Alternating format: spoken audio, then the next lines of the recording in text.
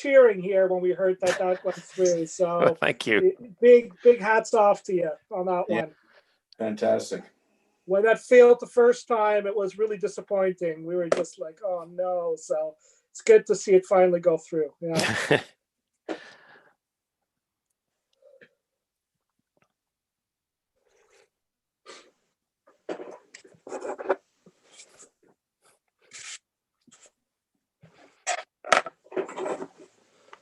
Please, Bonny.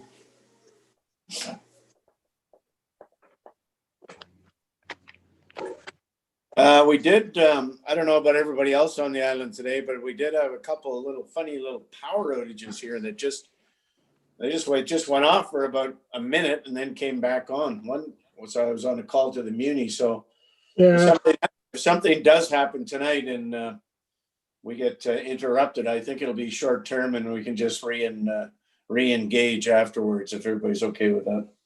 That's good. Yeah, Mayor, it was a little issue on a power pole right across from the school by the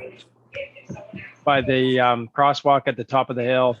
There was a little tiny fire flickering on the line. Oh, and yeah, a member of the public actually pulled over our bylaw officers, waved them over to point it out.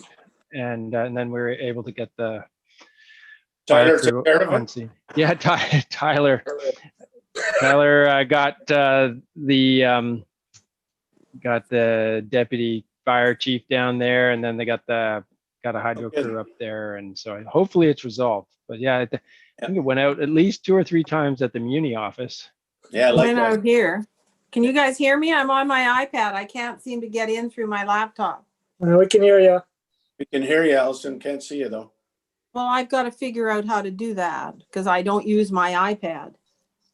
So just David is missing, I guess. Eh? There he is. I'm here, Gar. Oh, good. Oh, super, David. Thank you. Okay, just a minute. There we go. Start video. Okay, is everybody good? Yep. It's All right, David. Well, thank you, everybody, and nice to see you all on this Zoom meeting here. First one we're going to get into is call a meeting to order. It's a revised agenda for the regular. Has Hope got his recording and everything? I don't know, Hope. Yep, Yes, we're live on YouTube. Yeah, she would have said something, I'm sure. And so it's a regular council meeting on Monday, October 26, 2020. And call the meeting to order and the approval of the agenda late items. Hope I didn't get anything. There's no. Gary, No. can I add a late item? Sure. So just, I want to put for the motion a request for a staff report on how best to handle the conflict between the need for confidentiality, therefore the need for closed meetings, versus the need for public transparency on a significant public issue, and therefore the need of an open meeting. So just a report on getting some clarity around that and maybe some recommendations when those two conflict with one another. Thanks. Okay. So, Gary, can I speak to that, please? Yes, please.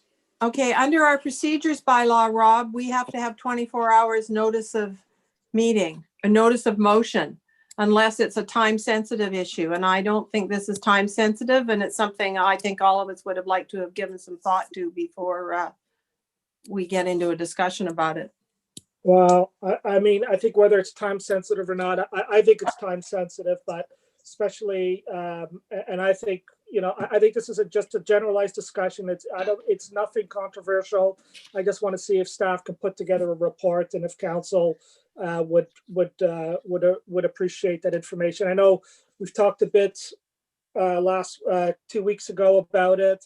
I had an issue on the last meeting where I needed to vote against it. So I just want to get some clarity on some of those issues and for staff to give us a bit of clarity and especially maybe just some advice on when we feel there is a need, when we feel there is a bit of conflict there, how we navigate that. So it's not, I don't think it's arduous, and it's definitely not a controversial thing as far as I'm concerned. And as far as time sensitivity goes, I think it's fairly time sensitive. So I'm hoping that council will be fine with having that as a motion and moving that forward. So Do you want to put that in new business, or what do you want to do? How do you want to do that? Wherever you think is fine, Gary. Yeah. What's your recommendation there, Hope? Just put it in 10-5 or something, or 10-6? Yeah, 10-6. that'll work just before the motion to move to a closed meeting. Okay, so 10-4B or whatever. Or we'll just move them all down? Yeah, okay. Okay, we'll make it 10-5, and then the move to the closed meeting will be at 10-6. Thank you very much. Thanks. And, okay. Gary, I wouldn't Yeah. mind something as Go well. ahead, David. And I'm not sure what people think of this, but we've had some emails about continued activity with motorized work on our Mount Gardner trails, when our understanding was that was going to stop until we had some sort of a resolution of the issue. And there's that other note that I got near the end of the day of some sort of an event that's being advertised across the region, bringing motorcycle folks to be working on riding on Mount Gardner. I guess I'm not sure how to proceed on this, but I would like some sort of a council discussion or staff discussion on where we are, because I guess I thought that this was being held in abeyance for now. I think go ahead, Hope, please. Sorry, what's that? Was that you, Hope? No, I thought somebody was cutting in. it was me, Sue Ellen here, and I wonder if Yeah. we can't discuss that right after Rob's under new business. Okay, we'll move it down to another one. I guess we will, and it's a, okay, we'll have Is there an it. information item Well, no, because I think on we- that trail thing, like the letter?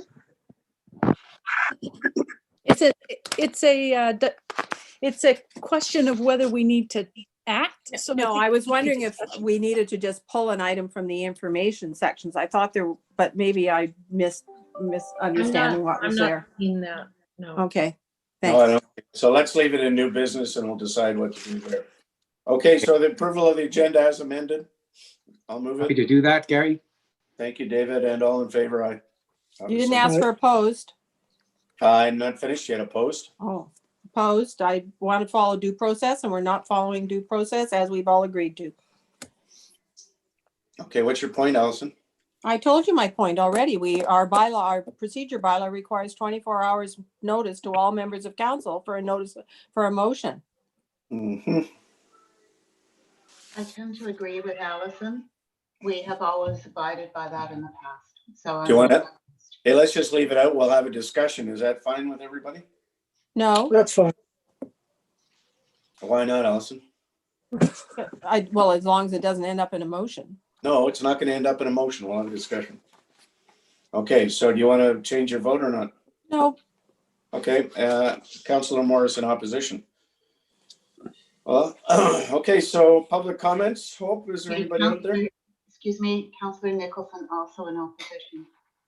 Okay, so that's I agree with Nicholson. Allison on this. Okay, Gary, if I may, yeah, I don't have a problem with it, but the understanding is this is not motion bound. If we're going to have just a general discussion about it, I'm comfortable. But this is not going to end up by us making a motion and seconding a motion. That'll have to wait for another council meeting. absolutely, absolutely not. Okay, so we're going to move on to the consent agenda. Does anybody have anything in there that you need clarification for and that sort of thing? Anybody want anything pulled?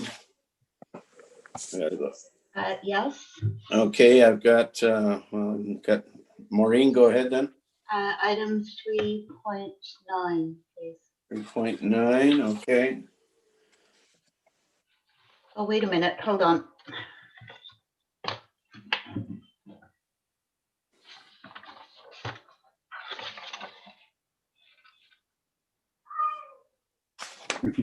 Yes, item 3.9. Sorry. Okay, anybody else? All right. And we'll move that into section 11, I guess. We could add that under the committees, reports of committee section, just to go along with the others. So it's section 9. So it become 9.3. 9. Okay. So I'll move the remainder of the consent agenda then, Gary, if you want. Yep. Thank you, David. I'll second that. All in favor? Aye. Aye. All right. Now we get down to the good stuff. Okay, so we are down to delegations. And just before I pass that on, I'd like to acknowledge the Bowen Island Conservancy's hard work and determination in acquiring land at Roger Curtis to establish a 32, I believe, acre waterfront park.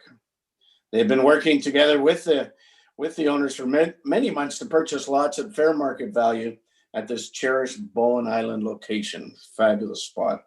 The Conservancy's efforts to transform this land into a natural park while protecting the sensitive shoreline ecosystems will be a benefit to the community for many, many years to come.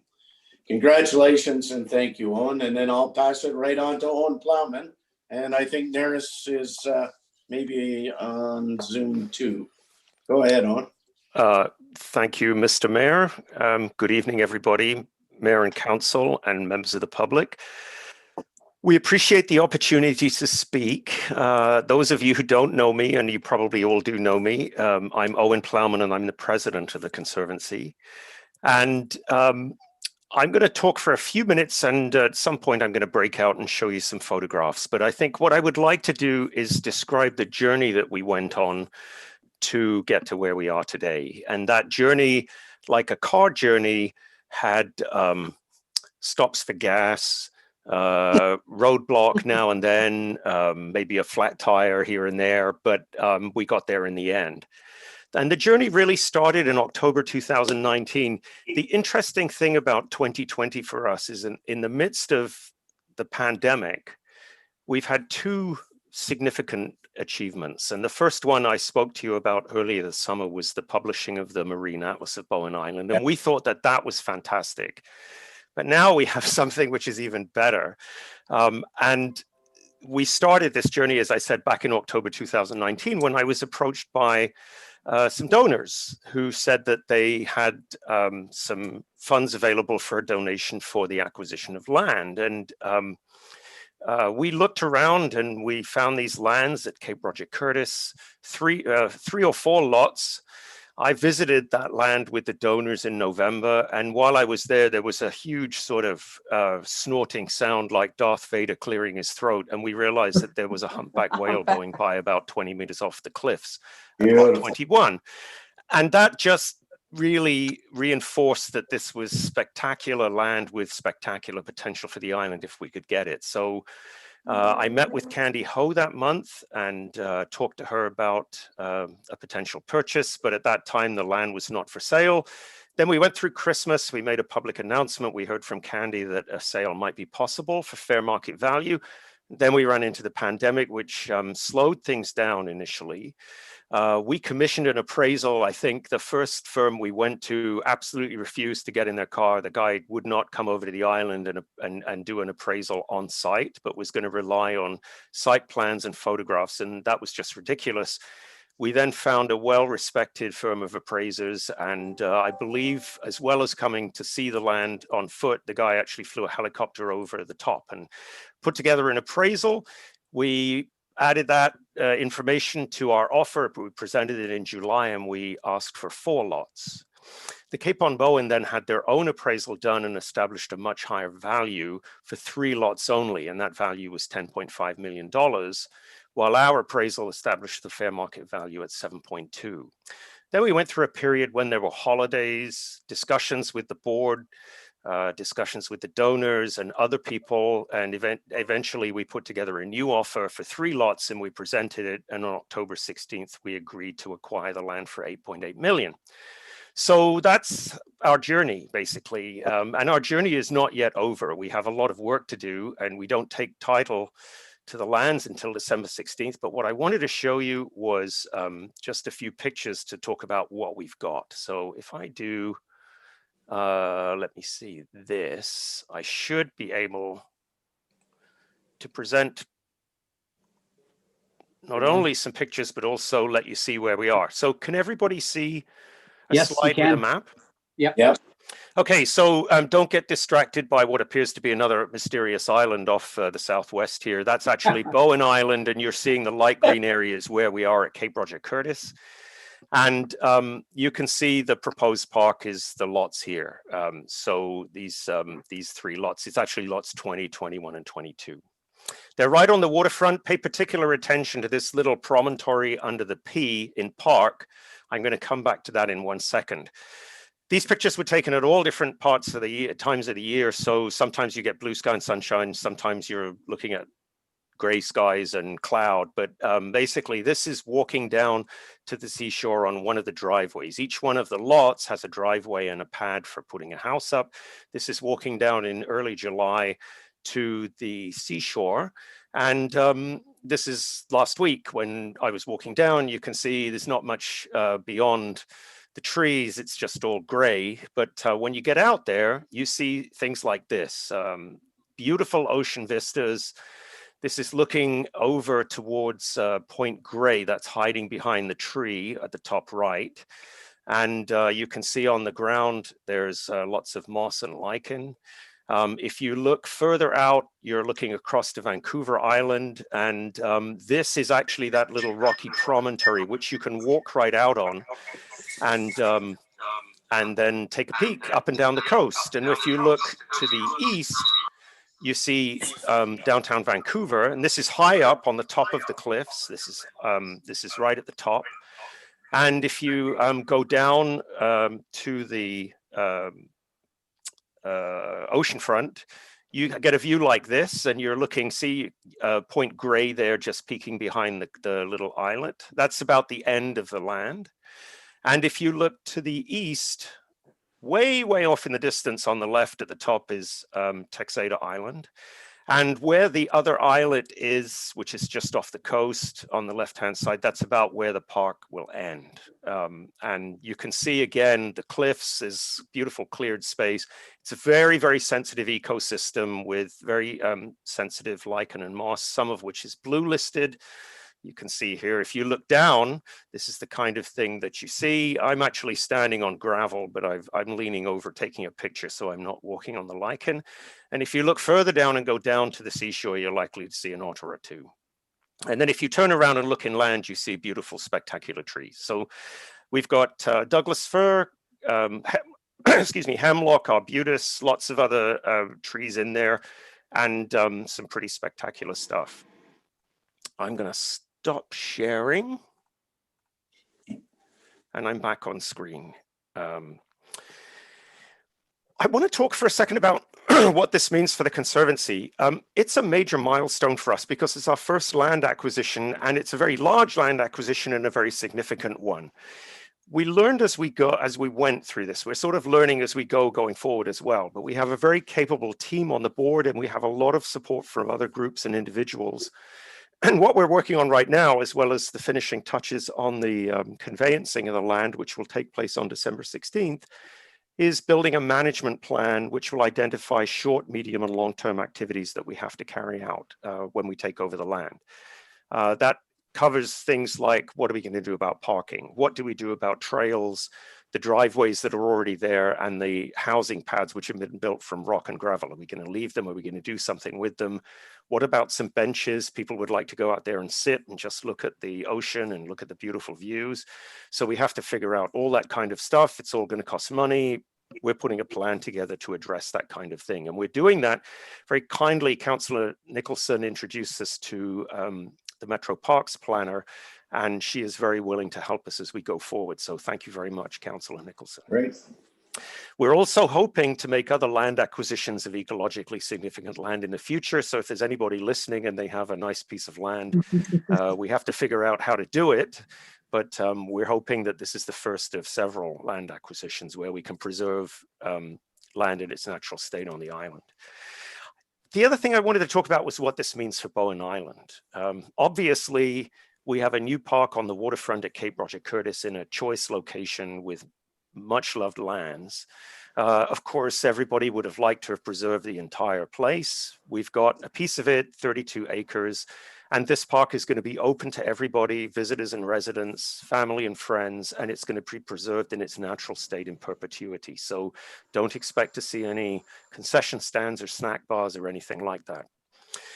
This is also a chance for collaboration with the community as we move forward with our planning. Community involvement is going to be important and critical to success as we go forward so that we put in place something that everybody appreciates and wants.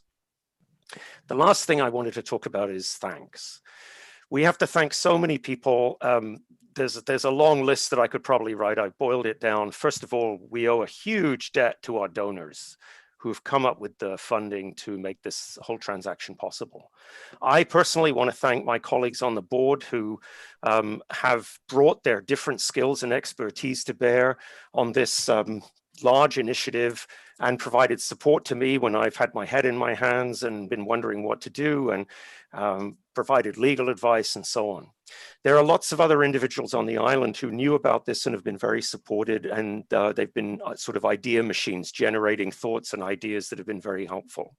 I need to thank Candy Ho for working with me to make this happen. She and I actually collaborated, spent time together, and when we signed the deal on October the 16th, we shared a glass of Prosecco. We took our masks off and we social distanced, but we did share a glass of Prosecco to celebrate. Nice. Also, we were supported by other organizations, conservation organizations in the Salish Sea, particularly by the Main Island Conservancy, who had experience transforming themselves into a land trust and doing an acquisition for about $2 million a few years ago. And I need to thank the Islands Trust Conservancy as well, because they supported, they've been very supportive all through, but they're also supporting by funding. They've told us unofficially our appraisal fee. So that's an extremely nice gesture and shows the level of collaboration that we all have. And with that, that's all I have to say. But if you have any questions, I'm happy to answer them if I can. Thank you very much, Owen. And again, congratulations. Anybody have any questions for Owen? I'll just go to the question marker here. Go ahead. David, have you got something? Sure. Get rid of this. Well, thanks, Owen. Thanks so much for this. And of course, astonishing thanks to the donor group. I mean, that's sort of a donation that is beyond anything any of us could ever have imagined. But a quick question, and I think from reading the piece in the Undercurrent, I think probably answered, but obviously parts of this need to be conserved because it's precious land, but you are also looking at ways so that the public would be able to be enjoying this. I just chat about how you might make that happen, if you will, please. Or excuse me, one sec. Okay, that's better. If you go down any one of the driveways, a short way in, yeah. If you go on any one of the driveways off of whatever that road is called that goes around the Cape, you will actually cross, if you look to your left and right, you will actually cross one of the old Cape Roger Curtis trails. Particularly if you go down lot 21, it's very, very apparent that that trail is there. It's quite wide. And it's been sort of disrupted by having fairly small logs about the thickness of my leg put across it so people won't use it and to make it look like it's more foresty. But that's one of the old original trails. And the kind of thing we might do is open that trail up. We haven't really discussed exactly what we'll do. There are 3 driveways. We might close 2 of them down and just leave one of them as a sort of wide access. If you remember one of the pictures I showed, I was actually walking down the driveway. It's all covered in grass. There's no gravel there anymore. Nature is taking over. So we could keep that as a primary access. But what we might do is put some sort of trail network through the forested area and then some kind of trail along the waterfront so that people can actually go to one end, which would be the eastern side of lot 2022, and they will be able to walk all the way along the top of the cliffs, looking down at the ocean to the western end at the boundary of lot 20 and 19, where there is actually a municipal trail that goes down to the water. The thing we have to be careful of, and the thing which the donors are very concerned about and which we're very concerned about on the board, is protecting the rare species of vegetation that live right on the cliff edges. We also can't have anybody falling off the cliffs. No. But it's a very, there's at least one blue listed or maybe two blue listed species out there of vegetation. They're very rare. Dogs, for example, if they're allowed to run unchecked, could tear that up. There was, if you look at our website, you can find a photograph that Bob Turner took when he was kayaking out there. And right on the top of the cliff, there's a guy with a dirt bike. Absolutely can't have that kind of thing. I believe that it would be great to put some kind of place to sit and perhaps have a little picnic with some family. So some benches or something down at the water's edge. So there might be some kind of viewing platform, and it might be appropriate to put benches in elsewhere. But we have to work the details out. I'm kind of giving you ideas off the top of my head. But even though I'm the president of the Conservancy, mine's not the only way. So everybody gets an input. And we will also take counsel from other people more experienced in this, like the parks planner from Metro and whatever the Islands Trust Council has to offer as well. Okay, well, thank you. That answers the question, and you'd answered it extremely well. Makes it sound, a really interesting year or so ahead. Actually, I've walked down those roads, and I used to do the old trail that you talked about. I used to do it a lot, and I've never been able to find it, which I find once things get disturbed, it's really hard to figure out what used to be there. Anyway, thanks so much for that. It really sounds great. Much appreciated. All right. Anybody else? Yep, me. Yeah, Sue Ellen, go ahead. Here. I wonder if you're seeing us all, Gary. Do you have that in that grid view? Well, no, I have to flip the screen. So. Oh, okay. All right. And did you have your hand up in there? Yep. Oh, you did. Okay. Yeah. Okay. So I was just checking on how we're doing things. That's okay. Doesn't matter. I'll just holler. I just wanted to congratulate the Bowen Island Conservancy and you, Owen. This is just terrific. And as somebody who worked on the previous version, I'm really familiar with that area down there, and I have a bunch of old records, and I'd like to make them available if anybody wants them. And the plant lists and things like that. Some of those wildflowers start blooming late February or early March. It's the only time to see them. And I just think it's just terrific and well done. I know for all of the Islands Trust Conservancy nature reserves, we have management plans, and I'm sure the Conservancy, you manage some of them in partnership with both the Islands Trust Conservancy. So I expect if you need any help that the Islands Trust Conservancy would probably be glad to help.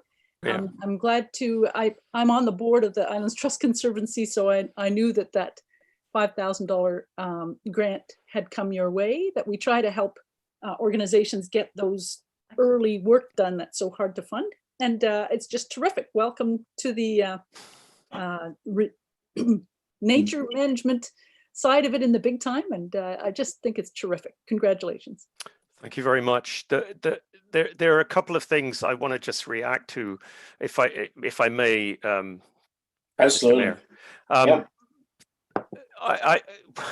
I was in the Cove a couple of times on the weekend, and people come up and thank me as though this is all my doing, and it's not. This is an effort with a lot of people behind it, and like Isaac Newton, I believe, said, "I stand on the shoulders of giants." Loads of people contributed to this and made it work. So thank you very much for the thanks, but I have to sort of dilute that by saying thanks to the board and the other people involved. And of course, I'm forgetting my second point now, which is, I think the great thing about this opportunity is that it can only really be a positive one. I don't know how we could get into contention about it. It's such a fantastic piece of land. I think that if we go about things the right way, everybody's going to be really happy with the outcome. So it's a very positive thing to be working on. Maureen.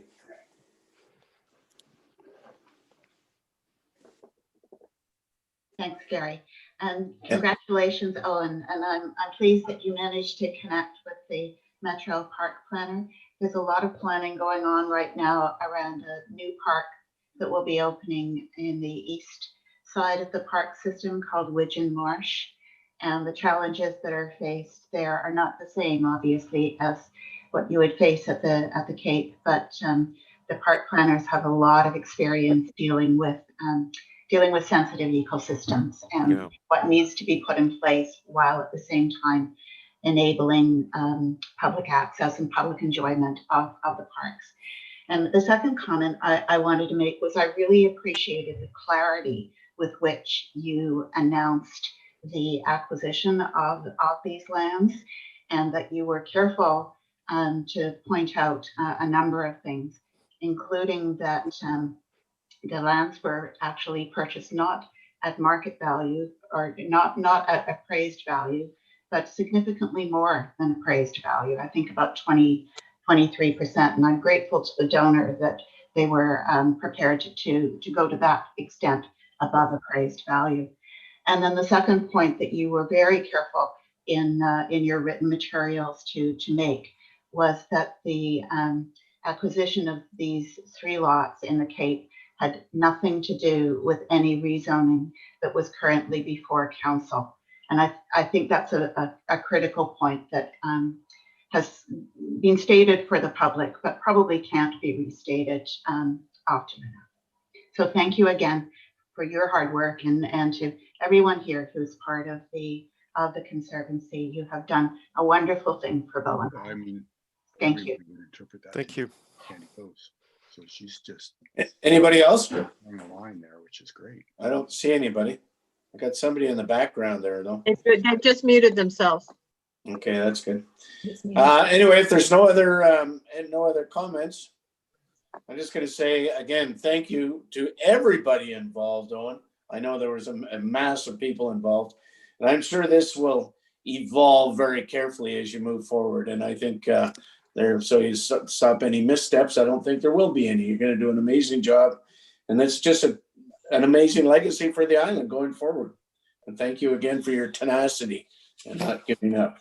And Thanks thank you very for your much. participation tonight. Thank you for the opportunity once again. We appreciate it. A real Good night, pleasure. everybody. Thank you, Owen.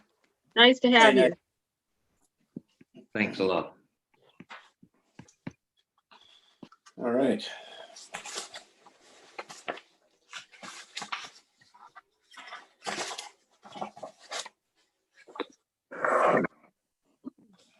I lost my page here. Hold on a sec.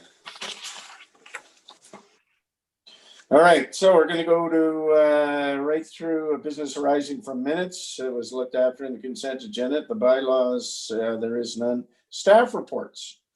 And we're going to do traffic calming policy. Emma Chow, Island Community Planner. Hello, Emma. Not online. There she is. She's Dallas. Great. I'm All right, Dallas. it's all yours. Oh, I am. You can rename yourself. You must be logged in. I was wondering, Emma, I'm like, am I logged in twice? You must be logged in under the BIM one. I'm just. I was setting up an open house. Sorry. I'm Okay. Emma, Community Island Planner. I'm just going to share screen really quick. yeah.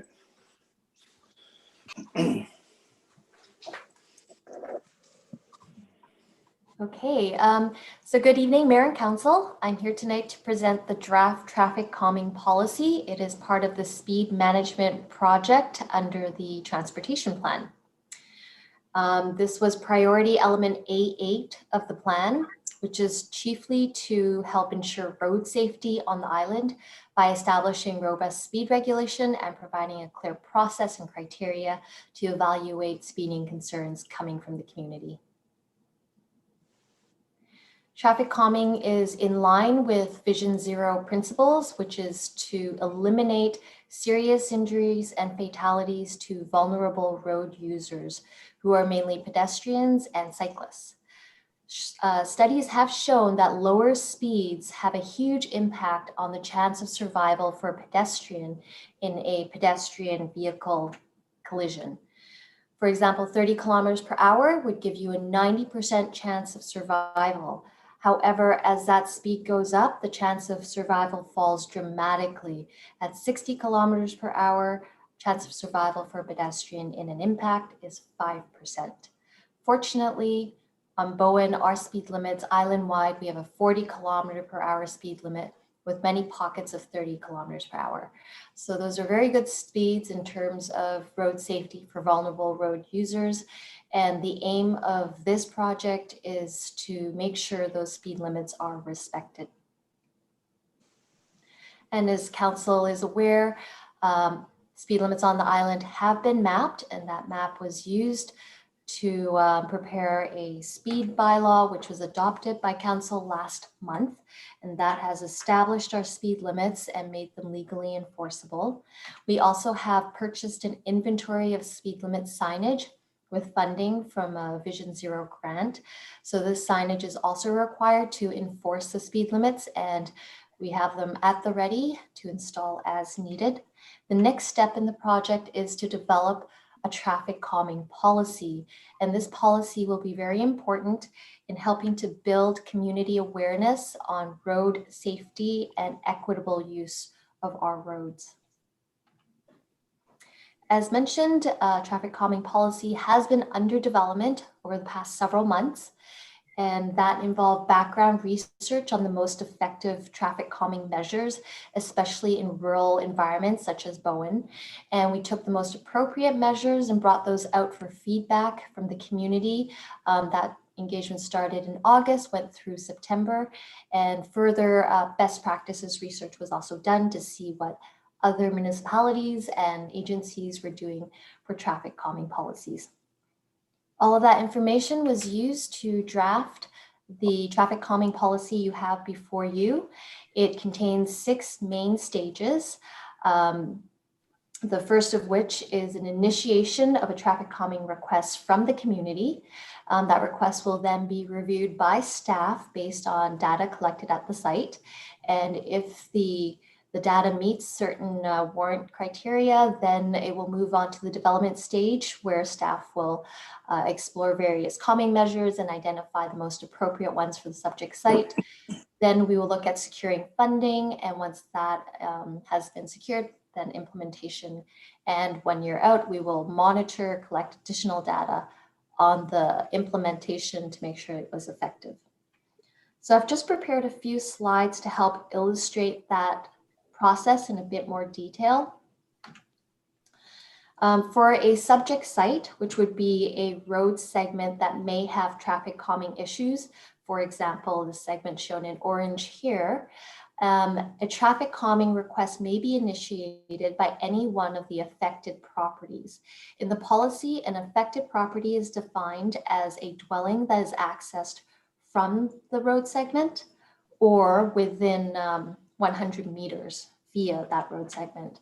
So that's shown in the light orange shaded area here. In this example, we have 7 affected properties. So any one of these properties can initiate a traffic calming request, and that request will also require support from either 5 of the affected properties or 60%, whichever is less. So in this case, 60% of 7 is 4 properties. As long as there's support from 4 affected properties, this application will go forward to the next stage. In the review stage, staff will go out to the subject site and collect traffic volumes and speed data. Here we are mainly looking for sufficient volume and speeding to warrant the cost and municipal resources needed to develop and implement traffic calming measures. The threshold would be an average of at least 100 vehicles per day and a speeding of 85% of those vehicles showing a speed 20% or more over the posted speed limit. So that's pretty standard across the industry. Other considerations focus on mitigating risk to vulnerable road users. So for example, proximity to schools, playgrounds, and senior-oriented development, or lack of active transportation infrastructure such as sidewalks, multi-use paths, or roadside trails. And other important consideration is excessive speeding. So for those segments of roads that might not have as much volume as 100 vehicles per day, but are still showing most of the cars going 50% above the speed limit, that would also warrant going to the next stage for development of traffic calming measures. So when looking at a subject site and deciding which measures are most appropriate for that site, key considerations will be what objective are we looking to meet? Do we want to reduce the speeds? Do we want to reduce user conflict, or both? We also want to know how steep that road is. A lot of measures are not appropriate for steeper roads, and we have a lot of those on Bowen. Will emergency or transit vehicles be using that road segment regularly? And of course, how much is it going to cost? So all of these considerations are accounted for in the policy Appendix B, which lists 13 traffic calming measures that are identified as appropriate for Bowen Island. In those cases where it doesn't seem any traffic calming measure is applicable for a subject site, or it doesn't quite meet the warrants, or it's too expensive, the policy also includes education and enforcement strategies. This is to promote road safety, and it has information on ICBC grants and RCMP program to improve enforcement.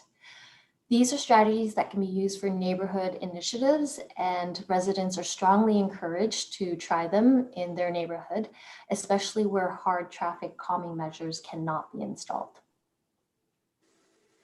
So once the measure has been identified, we move on to the funding stage. For those measures that cost less than $5,000, they should be funded through the Public Works operating budget. But this is definitely budget permitting, depending on other priorities and availability of funds. For larger projects that are greater than $5,000, likely a request will need to be put into council. And if approved, it will move, implementation will be in the following fiscal year. All right. And, yes, we're good? Okay. Yeah, go ahead, Emma. Implementation will include scheduling of installation, as well as informing the affected properties. We want to keep them all informed, and then the installation itself. Once implementation is completed, after 12 months, as mentioned, staff will go out and collect more data to evaluate the effectiveness.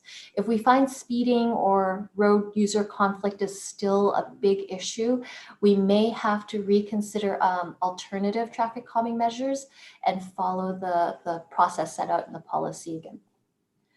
So to conclude, the need for a traffic calming policy has been quite well established. The municipality regularly gets requests from the community for traffic calming, such as speed bumps, and road safety has been identified as a top transportation issue, both through the community engagement for the transportation plan, as well as the recently completed school travel plan.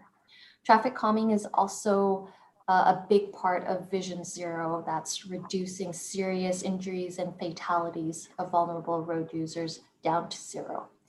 This policy is intended to provide a fair and consistent criteria to evaluate those traffic calming requests from the community, and also provide clear direction for implementation of traffic calming measures. And with that, staff recommends that council adopt this traffic calming policy 2003. And that's my presentation. Happy to answer any questions. Thank you, Emma. That's awesome. I've got, I guess, I got one question. Like, let's just say that a particular road there's a lot of construction going on down at the end of that road, and the construction guys are the ones that are speeding. Is that considered, would that be considered a normal operation? And that's something that we would look at calming?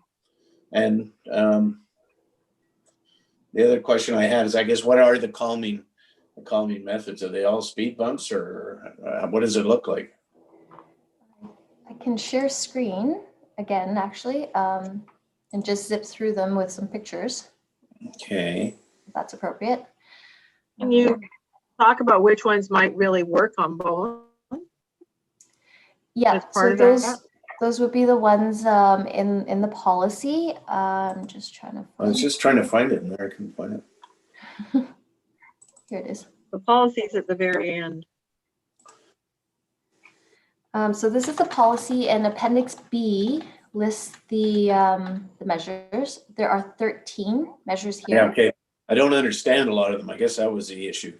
Yeah. Like they're not super self-explanatory. So the information sheets are following it. They also include other common measures, but under this column, I've indicated whether or not it's appropriate for Bowen.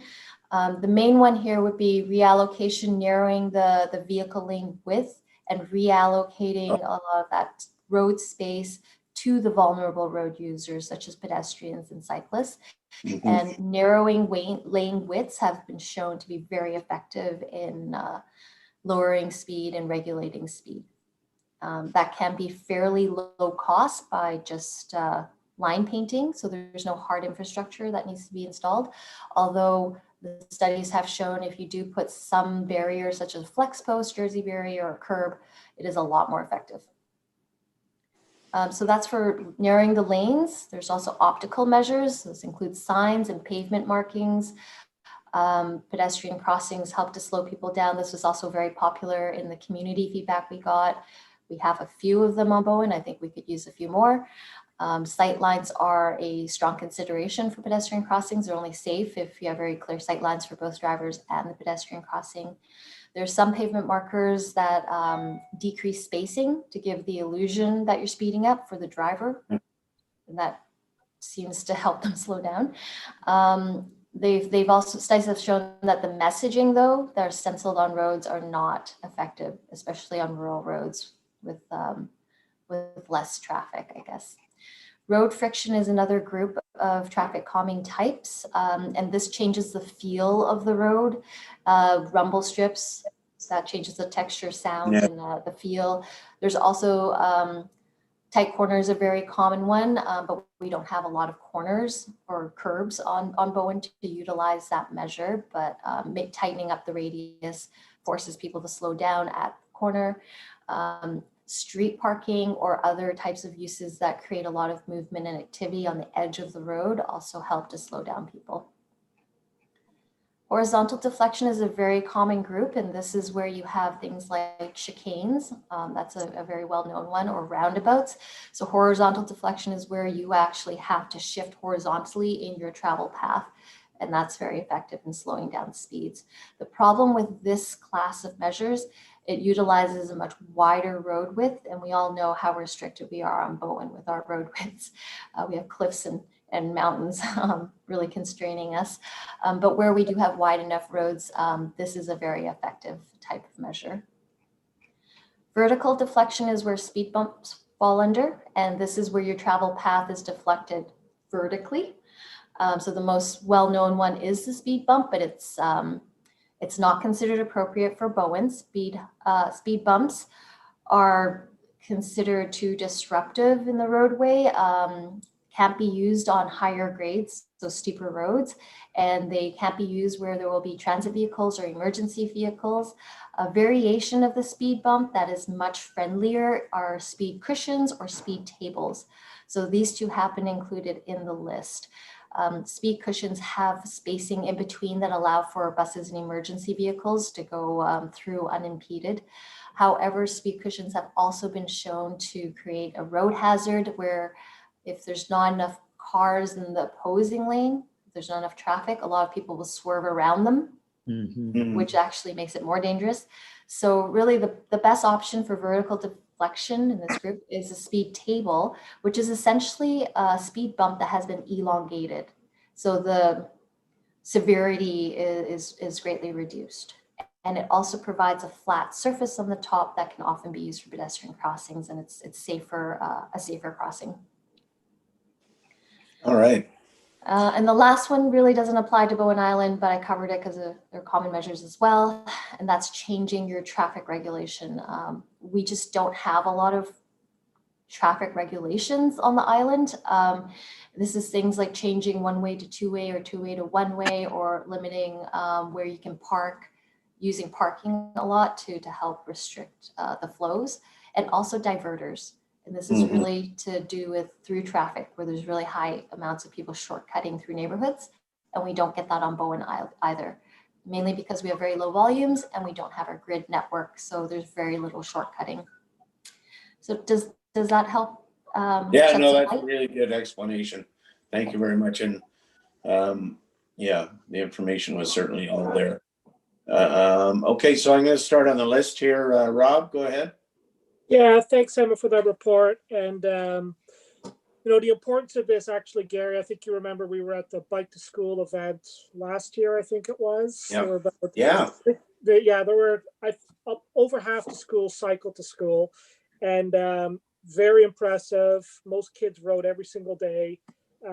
But I go by there every day and very few kids ride, or much fewer kids. And when we're chatting with the parents, you know, what's stopping the kids from riding to school? It was, you know, fear of letting their kids. Some didn't even realize they were allowed to ride on the road.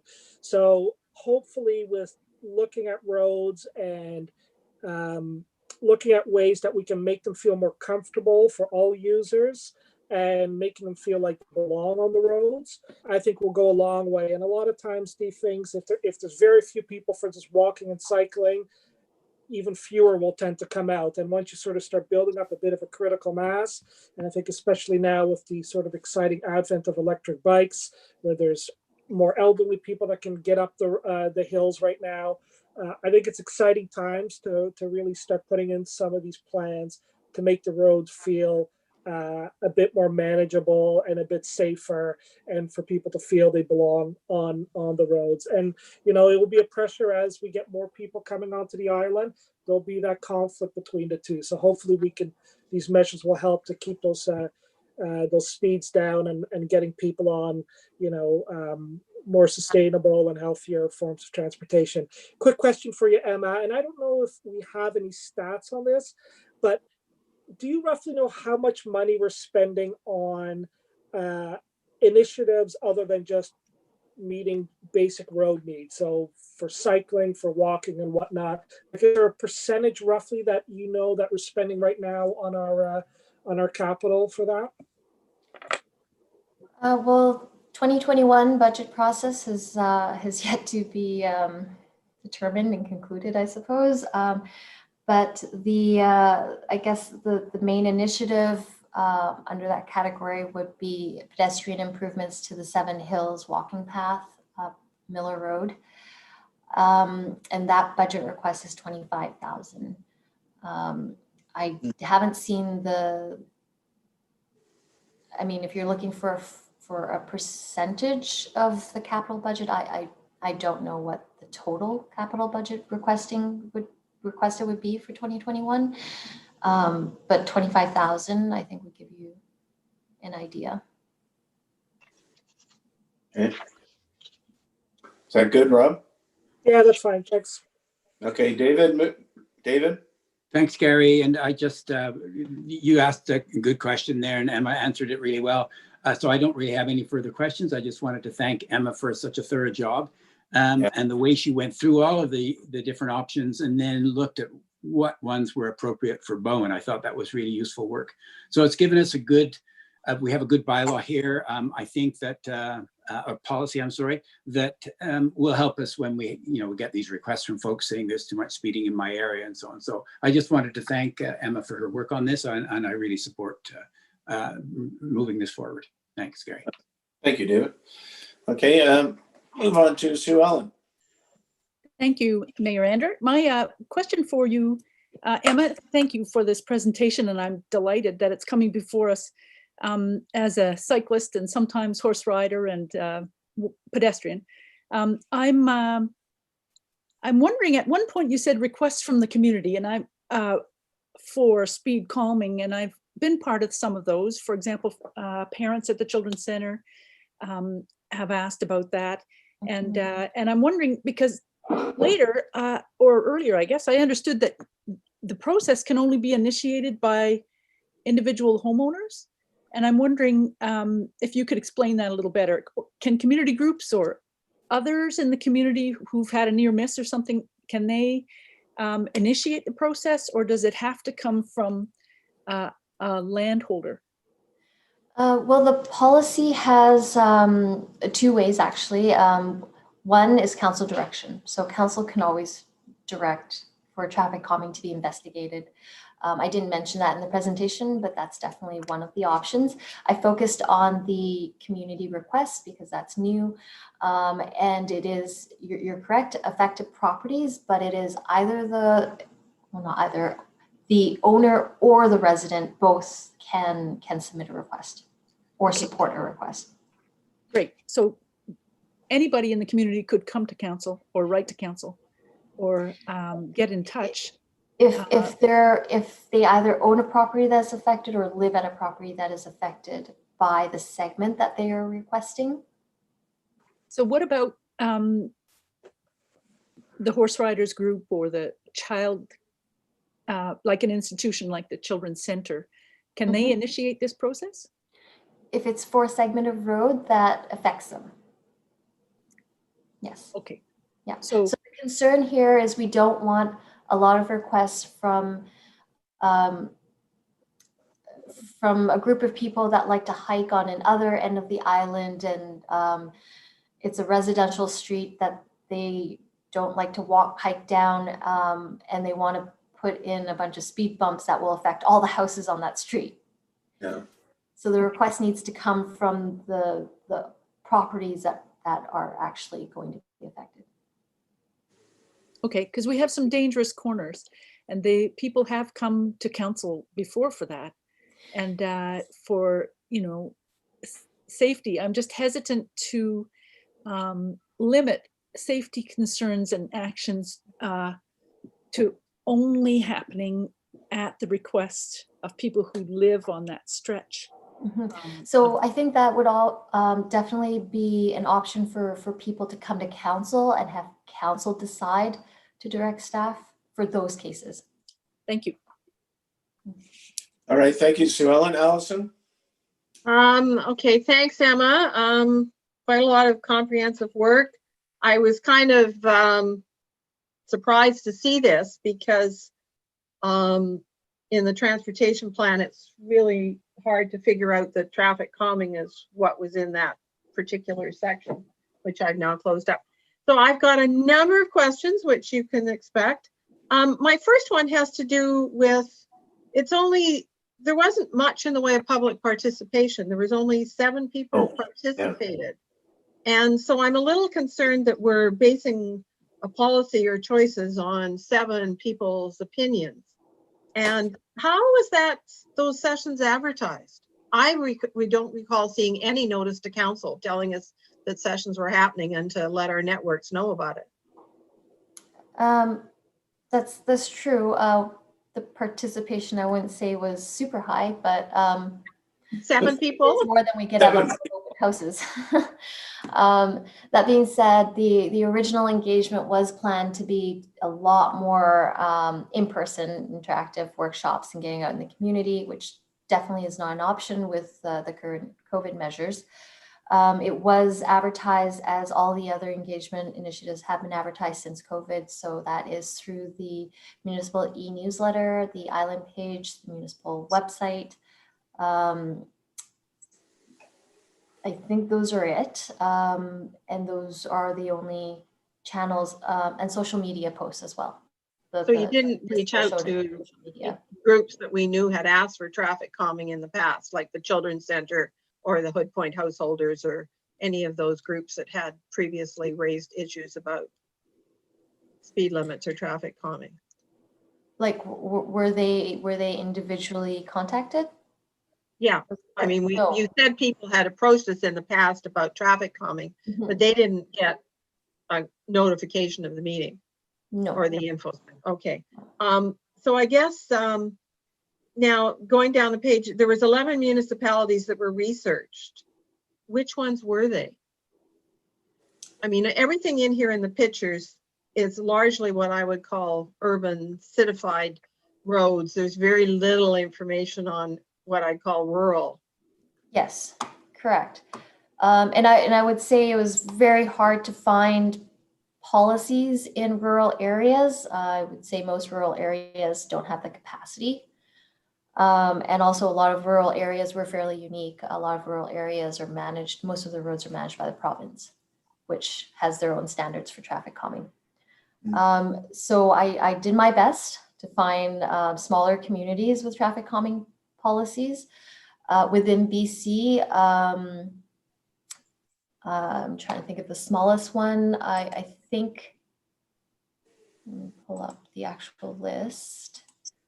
The smaller ones I found actually were out in Ontario and in the prairies. Okay, so different areas. Okay, so you can send us that information later. So moving down that page, so the $5,000 item, like the traffic, the lane narrowing seems to be the one that you tend to support, but how much would that also had dollar signs from 1 to 3? So how much does something like that cost?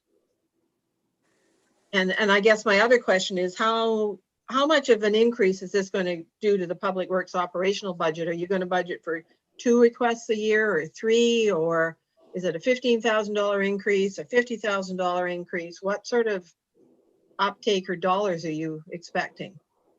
I would have to defer that question to Patrick. We had a discussion and he felt that measures under 5,000 should be accommodated within the operating budget. I don't know what line item, what it would be called. There was no I don't have a problem with of increasing the budget whatsoever. Okay, so then he's either got fat in his budget, or he's going to cut something in order to accommodate this, or he doesn't think there's going to be any uptake. And what about ongoing maintenance of these things? I mean, road narrowing isn't probably things, just repainting lines, but any of the others are you thinking might be practical? I can't see a chicane working or anything like that. In terms of budgeting, But you've got there's maintenance. And yes, so yes. is there going to be a lot of annual costs to look after these things if we did Yes, the gradual speed bump? Yeah, so those types of budgeting considerations would definitely have to be covered during the funding stage that's set out in the process.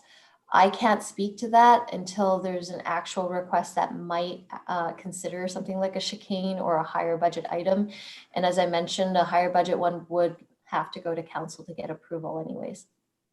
Okay, so that also means we need to set a capital budget aside. So looking at the policy itself, there's an affected properties definition. It's accessed from or via the road. Something about traffic calming is within 100 meters of the road segment. It was something somewhere about 37 properties or something before. That was in the upper part. There's 37 inputs from the public. Yeah, or from 37 from the 7 people. Yeah, or 37 properties affected or something. So how many 37 properties within a 1 kilometer or something? I saw that somewhere. Now, where did it go? So how many roads on the island do we have that have 37 properties within a kilometer? I don't think, are you looking at the speed change criteria? Maybe. I can't. I wrote the note beside something else that it isn't relevant now. Oh, here we go. Warrant 2 within 100. No, that's 100 meters of a school. Okay, I'll have to find it. That 7 people participated, casting a total of 37 votes. No. There was something somewhere it talked about a number of properties within 1 kilometer before you were going to consider doing it. I thought. I've now totally lost that. Because I've written beside affected property, why just those? What about roads that have users from, yeah, no, okay. So my other quarter question, how much staff time is all this going to take to process these applications and everything? It would be the collecting of the data, and that will be automated. We already have the equipment. It would be staff time to set it up. And somebody to monitor it, right? Yeah, it would essentially be to set up the sign, attach it to a post at site. As far as I've been told, that's fairly quick. And how long a period would you do this over? Set out in the policy for at least a week. A week, okay. Mm-hmm. Okay, so now then, so into the develop and consult stage, if I think in your presentation, you were going to have it all planned and decided, and then you were going to let the community know that it was going to happen. the properties in the area. So I guess my question is, why would you not let all the properties in the area that are going to be affected, or put a notice up or something that we're considering traffic calming for this area, and if you have concerns, please contact. Because if all of a sudden to drive down the road, you know, the main road and Adams Road, or going up Common Point Drive to find a speed bump one morning, I think you're going to have a lot of very frustrated people. So I don't understand why you wouldn't consult with the broader community that's going to be affected prior to actually spending much time, and definitely before you go and find the contractor to put it in. Yeah, I totally agree. So the affected properties are being informed once the implementation is scheduled. Yeah, so but there I is think still that's time for on stage. feedback. Definitely, we discussed, staff discussed about when we should involve the greater community. And it was really a matter of limited staff resources. We really have to pick and choose when we do the outreach. So that was the point that seemed that we decided on. So, but it's very simple to post a sign up to say you're considering traffic calming measures for this area. If you have concerns, contact. Because, you know, I just, to spend all the time and be ready to put it in, and then get a huge community backlash and have to be wasted all that time and all that money. That's also why we set the threshold at 60% support from affected residents to even. Yeah, but your affected residents is as simple as 7 properties, if I'm understanding right, and that's not a lot of people. And my other thing is the traffic calming request application. The middle bullet on the right-hand side under number 3, no sidewalk, bike lane, or multi-use path. Well, we only have sidewalks in the code. So it seems like a bit of a, you know, is this a copy from a city? No? Okay. And we're just starting to build the multi-use path, and we have a bike lane that I've never seen anybody riding in. So yeah, I'm not in favor of adopting this policy tonight. I would really like to put out some community notice and ask the community to read it and look at it. And then I have a specific talk about the reallocation of road space. How wide are the travel lanes on Trunk Road right now? Because I was pretty damn close to a cement truck this afternoon when I was driving up there. So I don't see how you can possibly make those Adams Road, Grafton Road lanes any narrower. Well, the municipality has minimum road standards, and it would definitely not be less than that. Yeah. So what is the minimum road width for a major road? For a trunk road, I believe it's 3.5. 10 feet or more. Yeah. And what is it right now on Trunk Road? It will vary, but the minimum will be 3.5. So you can't tell me I can't visualize a car on a 3.5 width. I'd sort of like to know how wide the lane is on the road I was driving on today. I can't say. I don't know which segment you're on. Yeah. Just up by the Municipal Hall, coming out and going towards west, coming out of Artisan Square. Someone would have to go and measure that segment. It does vary quite a bit on Bowen Island. I found it. Okay. Speed limit reduction criteria. The third criteria has a minimum of 30 dwellings per kilometer that have access on the subject road. So how many roads do we have on Bowen where there's 30 houses on a kilometer of road? Not very many. Not very many. And so it has to meet all those criteria? For a speed limit reduction. For speed limit reduction. So we're not looking Speed limit reduction. Okay. That's for the speed limit reduction. Okay. All right. Well, as I say, I'm not going to vote in favor of adopting this policy tonight. I think we need to, because of the very limited 7 people input, and I bet some of those were members of the Transportation Committee. how, you know, I think we need to have some broader community consultation first, or at least getting it out there more aware. I'm hoping Bronwyn's on the line tonight and she can write something about it in the newspaper. All right, is that it, Alison? No. Oh, yes or no? Yeah. That's it. Okay, thank you, Maureen. Thank you, Mayor Ander. Thanks, Emma, for your presentation. It's well presented. I have three points. At the moment, it's largely the measures would come into play in response to community or neighbor interest.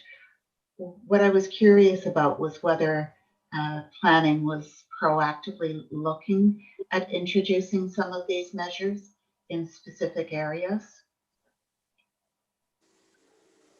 Not unless directed by council.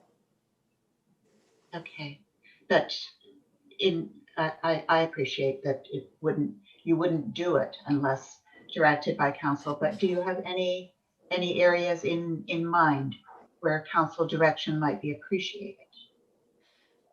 You could just say yes. I'm just curious. Well, I mean, there's a lot of areas on the island that might be problematic, but I think that's why we need the policy so we can help prioritize what we look at. Okay. I can't say, I think it needs to open up to the greater community, and if residents really want municipal resources to be used that way, but I don't personally have a list, no. Okay, thank you. And then the second point was, I got a little confused when I was reading the policy, and I tried to think about what was it that was confusing me. And part of it was that the language of the policy itself, there is no specific mention of what a traffic calming measure would be. You have that very comprehensive list in Appendix B, but Appendix B in the policy is not referred to as a list of cost-effective measures. It says projects that do not receive the necessary approvals may consider more cost-effective measures, education and enforcement strategies. So I guess my point is, and I don't feel super strongly about this because I think that the appendix does serve a good function, but I wondered if it might be helpful in section 5 of the policy just to give an example or two of what a traffic calming measure is. And perhaps a couple that are obvious and a couple that are not so obvious, to give people a sense that there truly is a range of measures that can be implemented. And in part, it's because the word, I'd like it to be a wee bit more specific, because the word measure is very formal. And if you're thinking about examples being speed bumps and painted crosswalks and so forth, that makes it a little bit more understandable, I think, by the general public. So for what it's worth. And then the third point, and I'm asking this question now because you're here, Emma, and if somebody wants to tell me I'm out of order in doing so, please feel free, because I may well be. Later on in the agenda, under 9.1, we have a recommendation from the Transportation Advisory Committee that council directs staff to paint arrows on Bowen Island Trunk Road between Miller Road and the Village Square to reduce the traffic flow direction confusion caused by ferry lanes. So when I look at the traffic, I look at the visuals, the list of things that you looked at in your research, one of the ineffective measures that was identified for traffic calming purposes was pavement markings showing messages. So is there any connection Like if we were to take this policy into consideration when we're thinking about that recommendation from the Transportation Advisory Committee, is there a connection there? In this particular case, the recommendation from the Transportation Advisory for painting arrows on the trunk road is not for traffic calming. Right. It's not to reduce speeds or road user conflict. It's actually for traffic management. There is concern that cars are going into the opposite lane of travel. So the directional arrows are meant to guide the direction of vehicle travel. And it's not considered a traffic calming measure. Okay, and there's no generalizability between the research done on traffic calming and the directional point? No.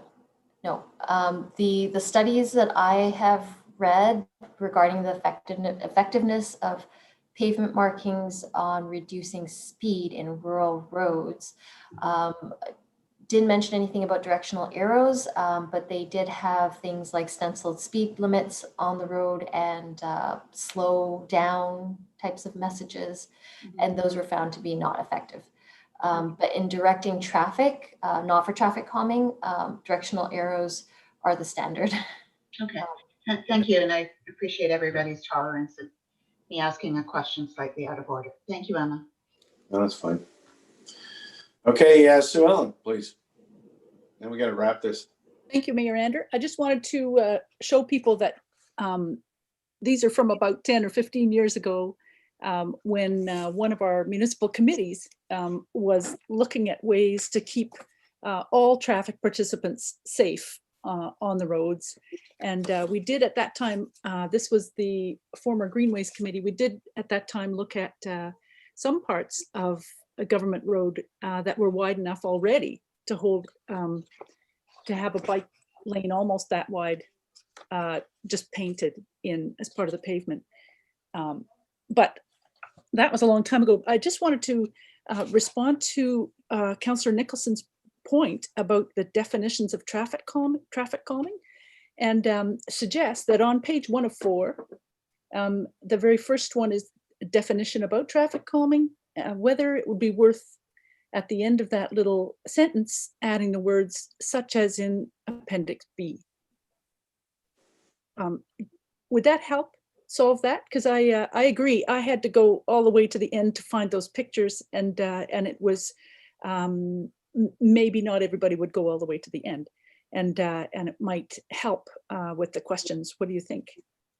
Can I propose that as an amendment to this policy, that the words such as in Appendix B be added after different road users in the definition of traffic calming there on page 1 of 4? Do you want a formal motion? Well, okay, so where are you looking, Sue Ellen? On the I'm on the page that's called 1 of 4. The policy itself. Policy. The first page of the policy. First page of the Oh, policy. okay. Yeah. And a few ones down that's definitions. First definition at the end of that, such as in Appendix B. Could we screen share the policy? I mean, the general public watching the meeting may not even have seen it. I can do that really quickly. This is the first page. Yep. And this is the definition. So after the words different road users, it could have a comma, such as the examples in Appendix B. Sue Ellen, can I add to that a question related to that, or is that okay? Well, I want to know if, am I just wasting council's time here, or is this something that we can do? I'm seeing Hope shake her head when I said, do you need a formal motion? Well, that's why I wanted to ask a question related to this, adding that. My concern is that a lot of the things in Appendix B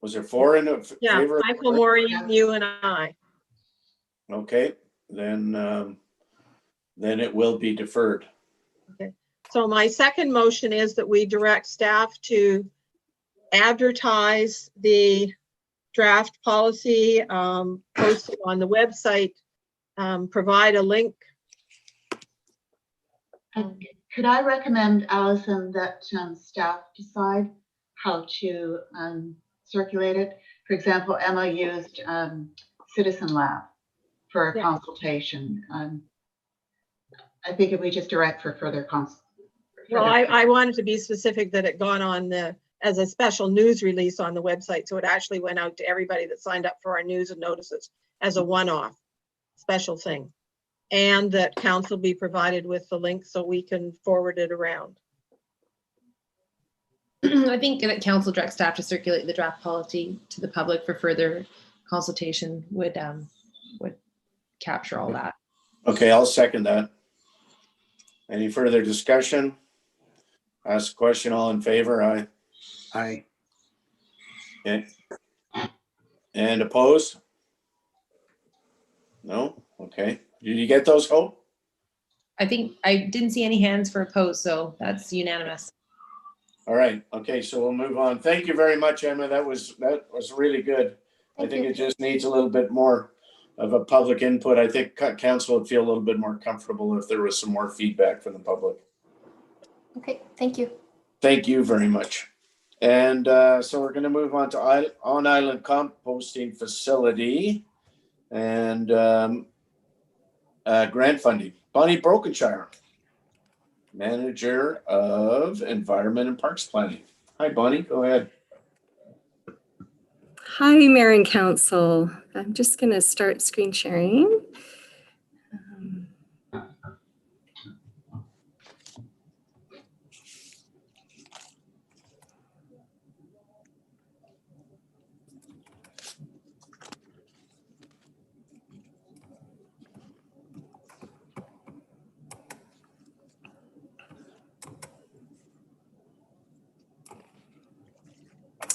Great. Good evening. Carla and I are going to be both presenting tonight. Carla's done a lot of work on this project to date. So the purpose of the presentation and the report for Council this evening is to update Council on the developments related to the on-island composting facility project and to request approval to apply for grant funding.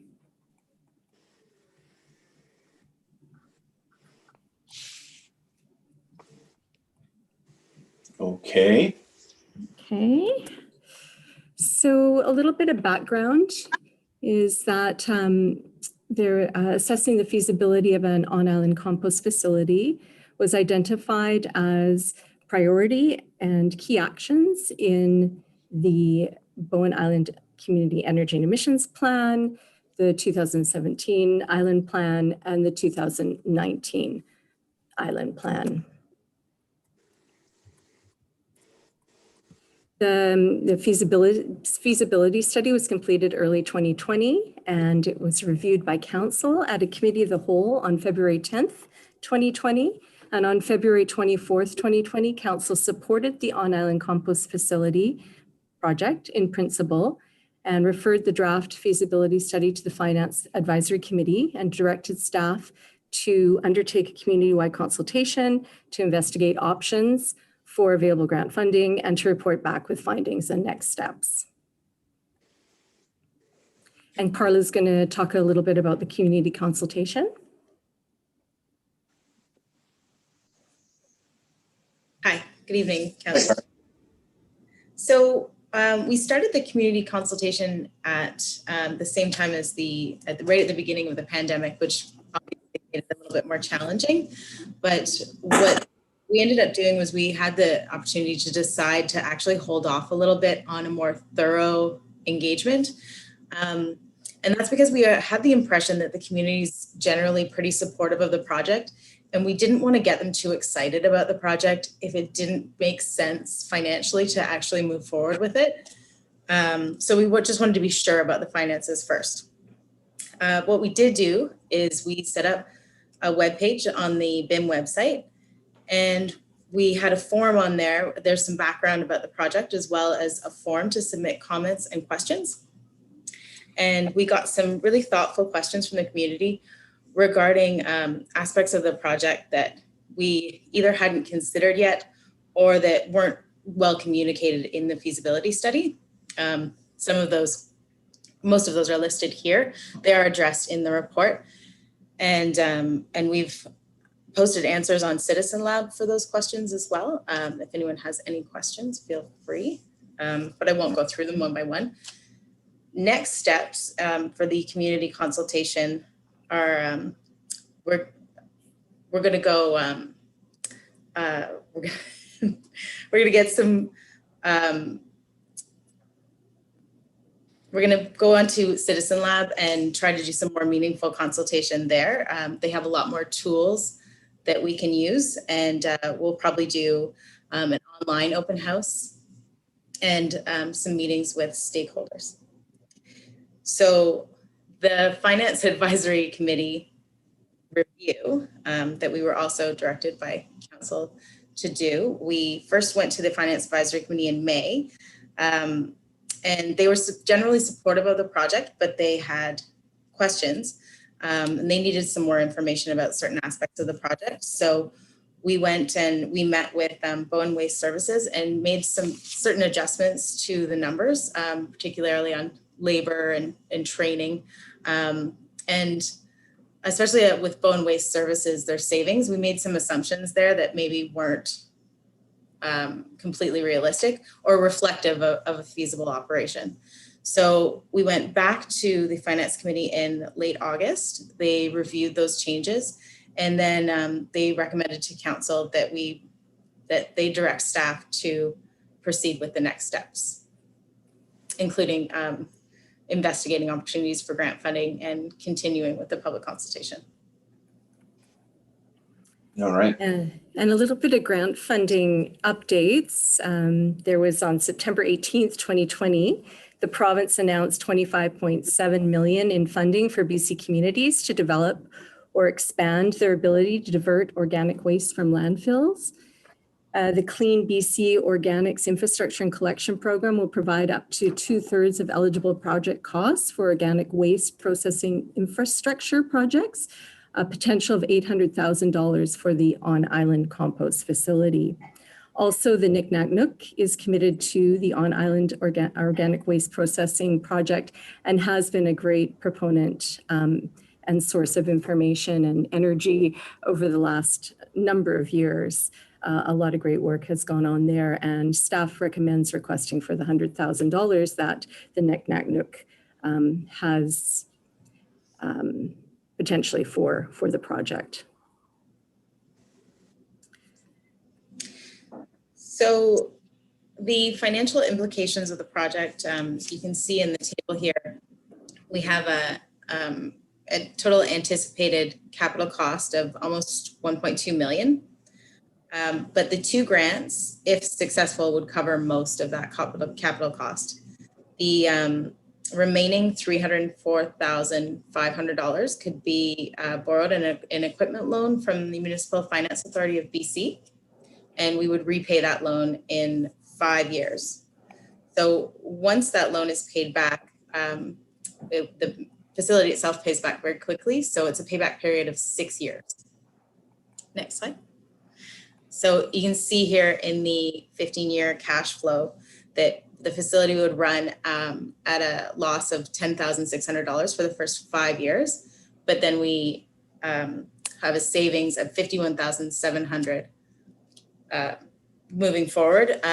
In year 10, we have a roof replacement that would result in a loss of $23,200, but every other year saving around $50,000.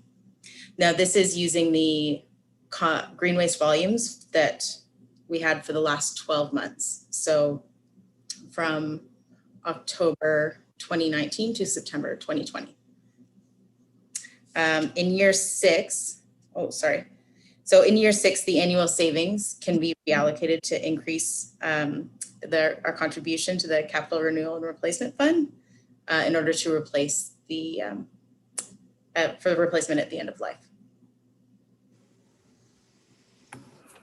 And some of the environmental implications, or I like to say benefits, reduced GHG emissions. It's estimated that a net decrease of around 25 tons of CO2 annually, air quality improvements, amending soil on the island, recycling nutrients, food security, diverting plastics from the landfill, and education component to discourage food waste and encourage responsible home composting.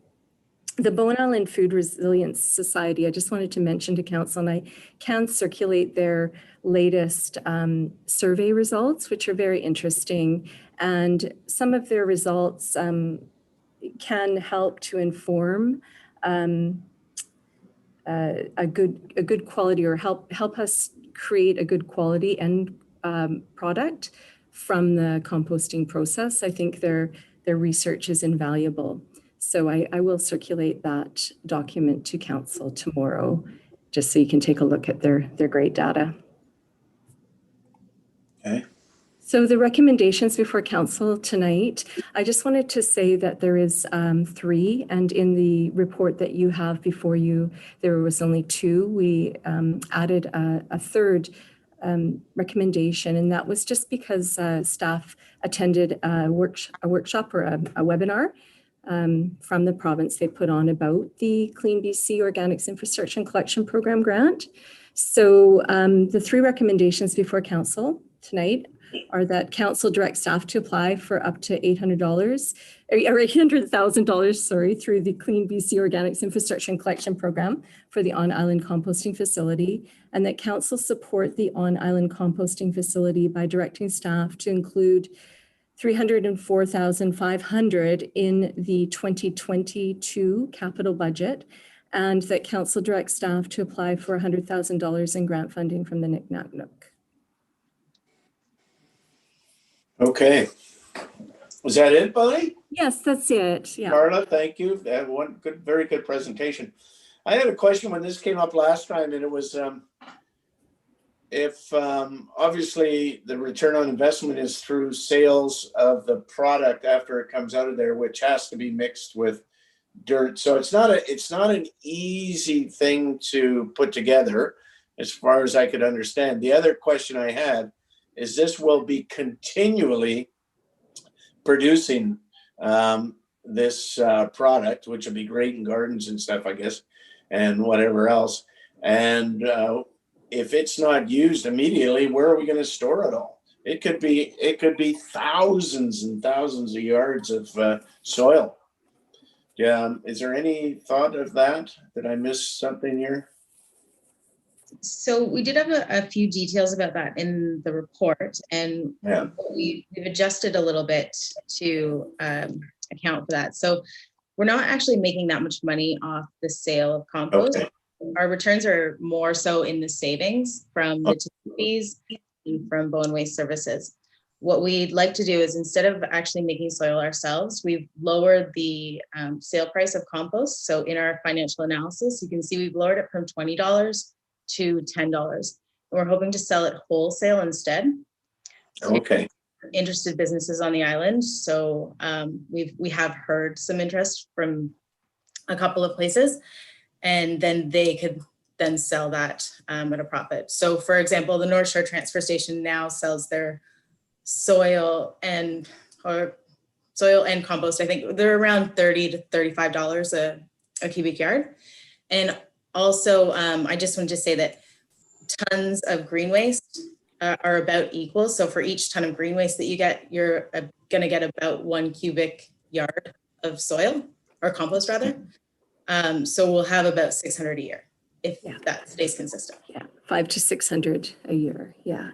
And the Food Resilience Society, they may be interested as well. That's just one of the groups that may be interested. You know, we're a couple of years out the project because there is regulations and lots of things to apply for. I mean, there's the grant, and then there will be some regulations to hoops to jump through as well. So, but they have expressed, you know, an interest in amending the product and selling it. Okay. Yeah, I just want to make sure that we can get rid of all the product that comes out of there and not be overwhelmed with it. Okay, who else we got in the line up here? How about Allison first? Okay, my question has to do with your additional resolution, Bonnie. And what's the timing for the grant application? Has to be in by January 2021. And so you figure you would get the grant as maybe in 2021, maybe 2022. Yeah. I mean, it took us a year and a half to get the community center acknowledgement, but that was federal too. But this is just a provincial grant, right? Yes. Yeah. They said they will be awarding. Sorry. Okay. So two other things. Usually, doesn't the province want? And Liam probably can answer this one. Don't they want a resolution or a recommendation that the community will manage the grant, the municipality, or is that? So I didn't know whether we. They do like that. I mean, we could explicitly state that, but I thought that maybe that was inherent. No, we had to do that specifically for all the emergency management grants. So I don't know, Hope, if you can find that wording quickly, we can throw that in. My other question is, Raj has to put the whole grant and the whole expenditure into the financial plan, not just the 304,000. So I think your middle resolution should just be that the composting facility grant and operations and budget be included in the 2020 financial plan, which means he'll throw it into year 21 and 22, whichever is irrelevant. But you don't just put the 304 in. We have to show the whole grant income and the whole capital expenditures. So you're too specific in that middle motion. And if I had it in front of me, I could maybe play around with the wording.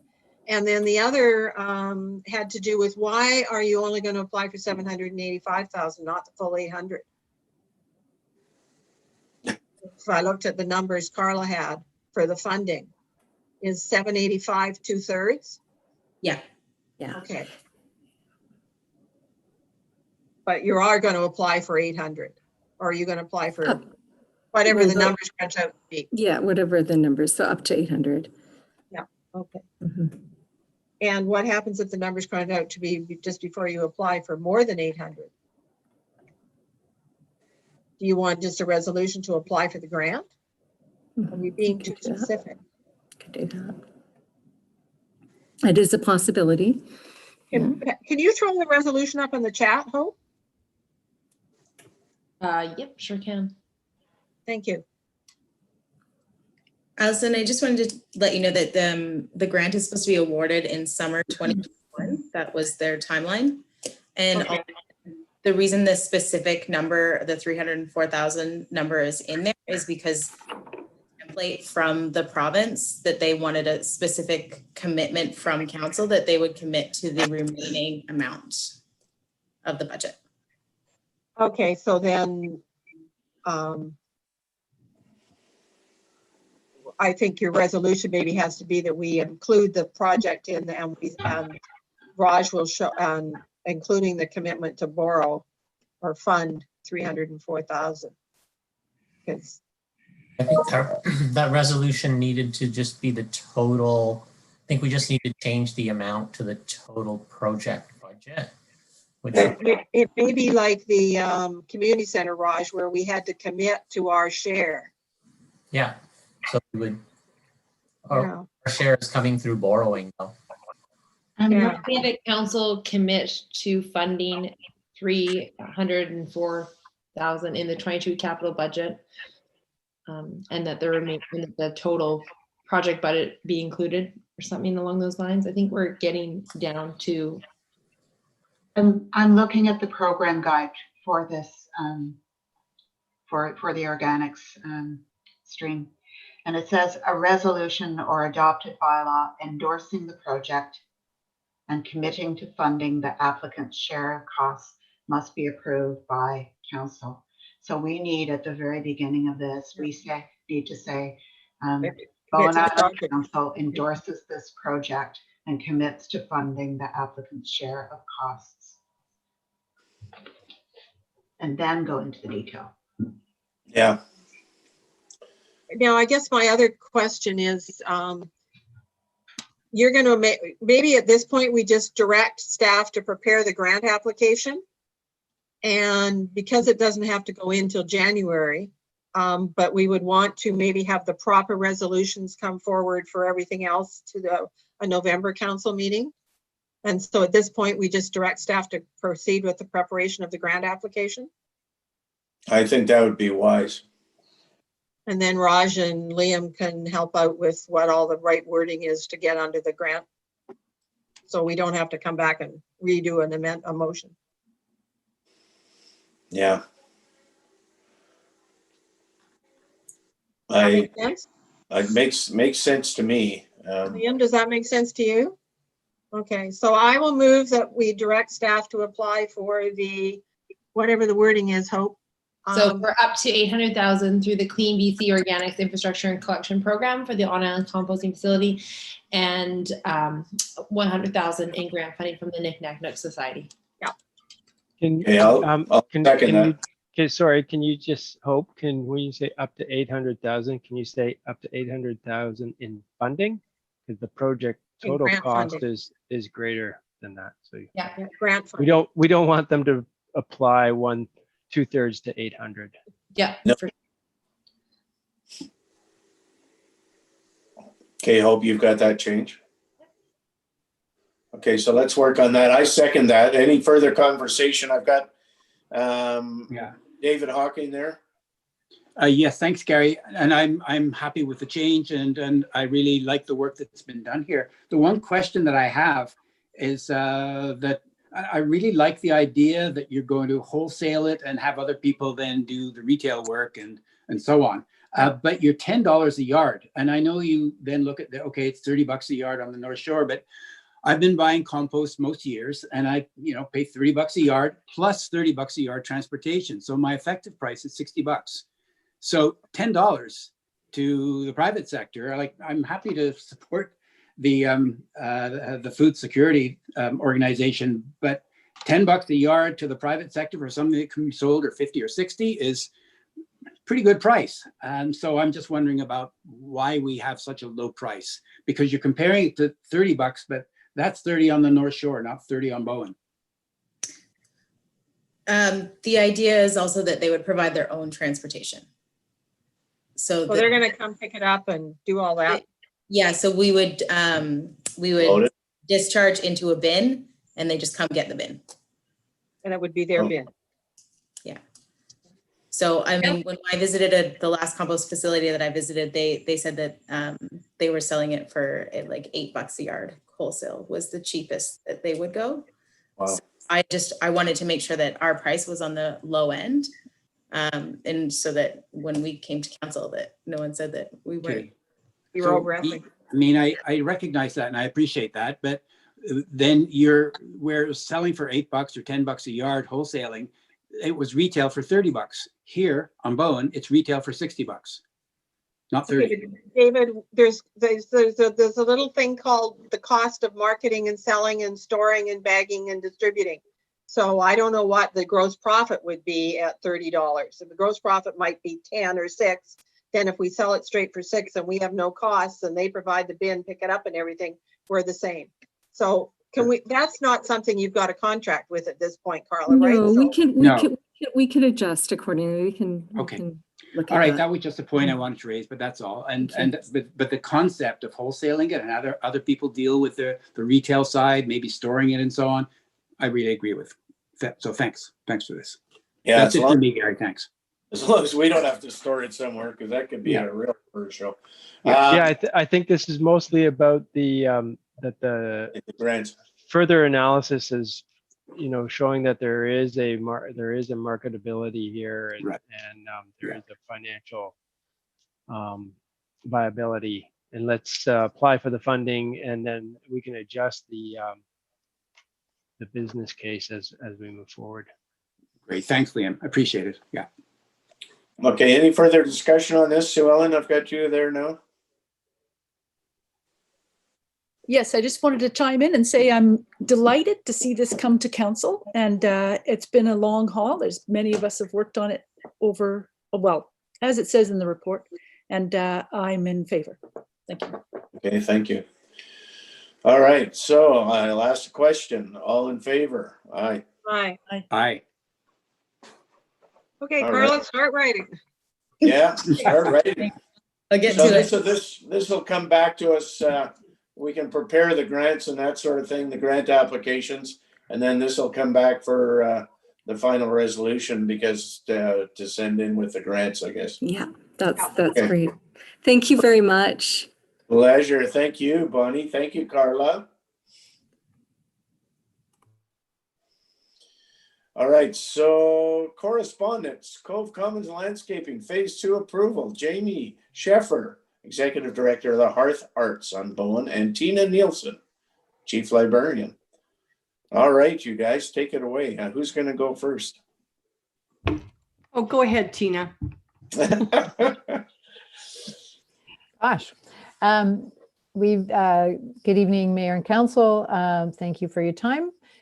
We have submitted to you a report and a request for approval to proceed with a grant application, or more specifically, approval to complete the construction works on a landscaping project around the Cove Commons building in particular. The Cove Commons was finished in 2018, and we had a plan for landscaping around 3 sides of the building. And we didn't have enough funding at that point to actually complete the very beautiful landscape plan that had been drawn for us by landscape architect James Tour. So we've done a little bit of the work to make this more presentable around the building, but we do actually have a quite lovely plan to include a larger plaza area, more seating, some benches, some seating area, and a raised, we'll call it a stage, but really a bit of a raised platform that could be a space for performances, but also could be used for various workshops and seminars, artists, painting, etc. So that would be on the side. You can see on the, I think you can probably see on a diagram that we sent you that there's a stage area butting up against Cardina Road. Mm-hmm. So when we first had this plan put forward, we did have it priced out by 2 different contractors on Bowen Island. So we have those estimates. And when the SEREP grant came forward quite recently, the provincial grant to support infrastructure, one of the streams is the destination development stream, which is really to improve your parts of your community as a destination for tourism more than anything.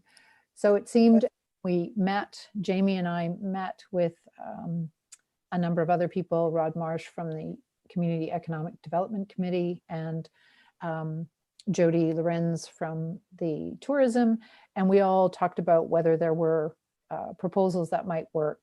And Jamie and I referred to this existing proposal for landscaping that we thought, with the very short timeline that the grant had, that this project already had a lot of the pieces in place, and we pretty much knew what the cost would be, and that we had an actual design and drawing for it, and that it was one of the projects that when we talked about it as a group, that seemed most likely to be able to succeed in this current grant funding. So what we are here to ask you for is whether or not council would support some plans to improve the landscaping further around the library building and the Cove Commons building. We'd like to take the plan that James Tour drew for us, and we'd also like to add in some pieces that are kind of COVID specific. So we'd like to provide some sheltered seating if possible. And on this short notice, we don't have details to give you about what that would look like. But of course, anything that we would be putting forward would have to go through the planning department and would go through the building department as well. Jamie has met with a contractor also to talk about a covered stage area that would be part of this project, so that raised platform could actually have a roof over it and would allow you to do more things in it than only when it's a sunny day. So the grant would be entirely, we would be applying for 100% of the funding to Right. forward. And that's one of the fantastic things about this particular grant opportunity is it doesn't require matching funds. And we would be requesting 100% of the funds that we would need to complete the project. But of course, it's a project on municipal property and would fall to the municipality to maintain it, whatever was done after it was completed. So that's why we're here tonight, to answer any questions and solicit your support if possible. Thank you, Tina. That's awesome. I like the idea that it's totally funded. That's a start. There wasn't any numbers in here. It would be interesting to see what it would cost to maintain it.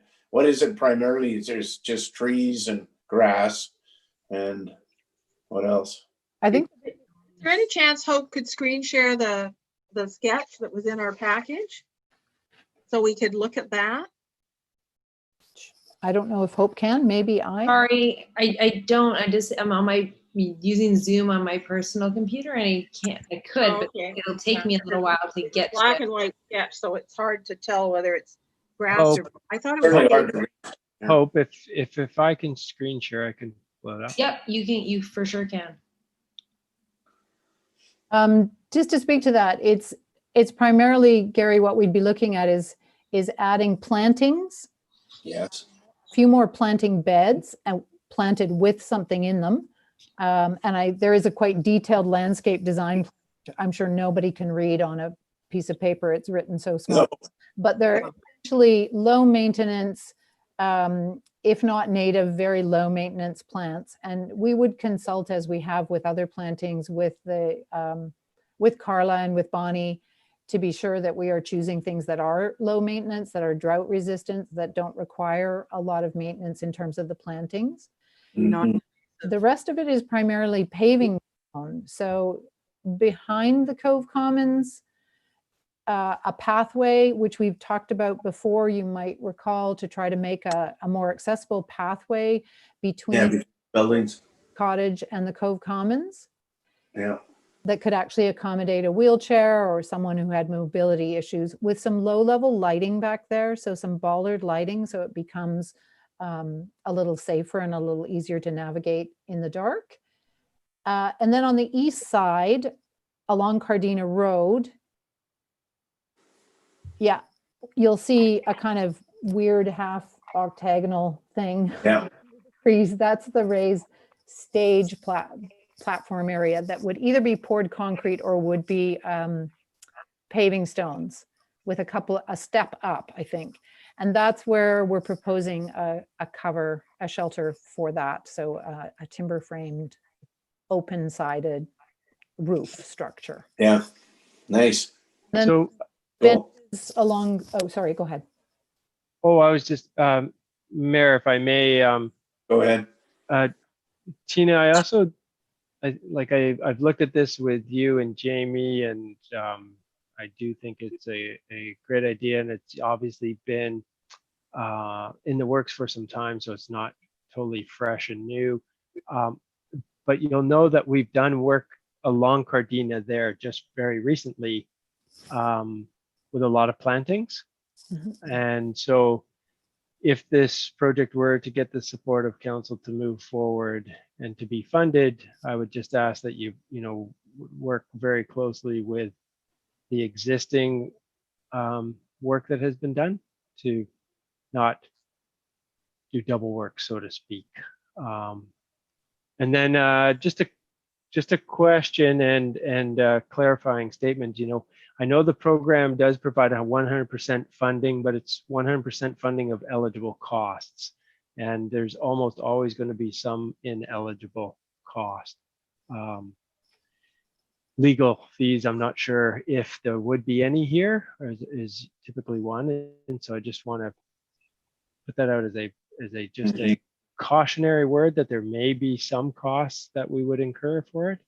And then two, if council were to consider supporting this going forward, that we be open to which stream under the CERP program, and that we we don't necessarily specify that it has to be the destination development stream, that it could be one of the other streams.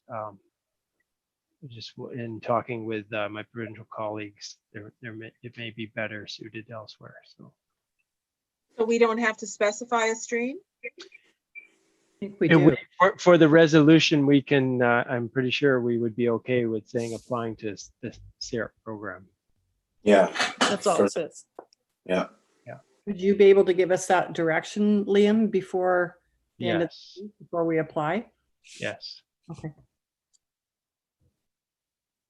Do we have to approve the detail of the plans or just in principle? The plans, you can see the plans that are part of the well, if I had a magnifying glass. They're hard to read. Yeah, they are definitely. And Councillor Morris, it's mostly approving the project in its conception than the details. Yeah, well, that's why I'm just the council approve in principle the plans for it's not really landscaping, it's a whole bunch of stuff, really. Yeah. Well, it's all generally landscaping, yeah. Well, I don't know if it stages landscaping. Yeah, sure. Hardscaping. Councillor Fast has her hand up. Yeah, we've got Michael first. Michael, go ahead. Yeah, Tina, thank you very much for this. I looked at this plan and I have to say it's a very comprehensive and well thought out plan, and it's obvious an enormous amount of hard work goes into it. And for the record, something I absolutely support. And I really, really hope that one way or another we go ahead with something very similar to this, if it's not exactly like this. The only thing I think it's going to set up a separate conversation for council, and that is, and we had the same with the Gateway Gardens, it's very easy to overlook the maintenance of this, and even if it is low key maintenance, and I can see it's been purposefully designed that way. However, just to draw attention to the fact this is a great project. I hope something like it happens, or this one happens, and thank you all the people who put so much work into this. I do just mention the fact that we then have to have a sidebar conversation, or one slightly separate to this, that looks at, if we have these great facilities, looking after them, because great facilities neglected soon look really ratty and have the other effect of what we're trying to create. So we don't have to be neatness freaks, but we do have to be able to keep these areas very respectable and tidy. So yes, this is wonderful. Side conversation to follow. How are we going to ensure that its pristine initial condition is maintained? Just a little addition, and thank you, Michael, for pointing that out. And Carla, you might be able to agree with this. I watch Carla and her crew do the sort of the landscaping every Wednesday around the building. And as it is, especially on the back side of the building, it's very challenging because it's not landscaped, and there's lots of rocks, and there's, everything is a bit in disarray. So I watch them struggle with that landscaping every week. And I think that if that was all finished, their job would be a whole lot easier to maintain that and make it look really good and keep it fresh. So, I know that would help for sure. But thanks for that point, Michael. That's a good thought. Okay, thank you, Jamie. And Sue Ellen, I think you're next. Thank you, Mayor. Thank you, Mayor Ander. I just wanted to say that this is a project I support. I've been looking at it for 2 or 3 years now as part of the library board that I sit on as the council liaison, and this is the final sort of phase, as I see it, of the library project that was produced on time and on budget by this very capable team. They're good at fundraising. They have volunteers and stuff if they need other projects, and they're these two boards are used to working together, and as we've heard, they've already reached out to other neighbors of the project, and I think we should step back and let them at it. That's what, so I'll be moving in favor. And if this is the recommendation that's there beside 8.1, it looks general enough to me to meet the concerns that have been spoken about today. So I'd be happy to move the motion. Okay, just stand by a second, Sue Ellen. Thank you. Maureen, go ahead. 2 questions. Do you have a rough cost? We do. Can you Last share page that? of the report. Actually, since we wrote the report, we've had some more information from the contractor about the roofing structure. So we think it's actually a little bit higher than what we had thought. So our ballpark, I'm going to say, is 250 to 350,000. Thank you. And then second question, the performance stage. If there were a performance in that area, under normal circumstances, how many people could be in attendance for that performance? And by normal circumstances, I mean non-COVID. I don't know, Tina, maybe 50? Yeah, I'd say, I don't think much more than 50. I mean, you could probably, if people were standing over on the grassy areas and not all on the paved area to observe, it might be 60 or 70. But the stage is open. People could be up on Cardina, right? Cardina Road. So, you know, there could be all the way around the stage to be able to enjoy any kind of, if it's live music or theater or book reading or a plein air artist doing some art.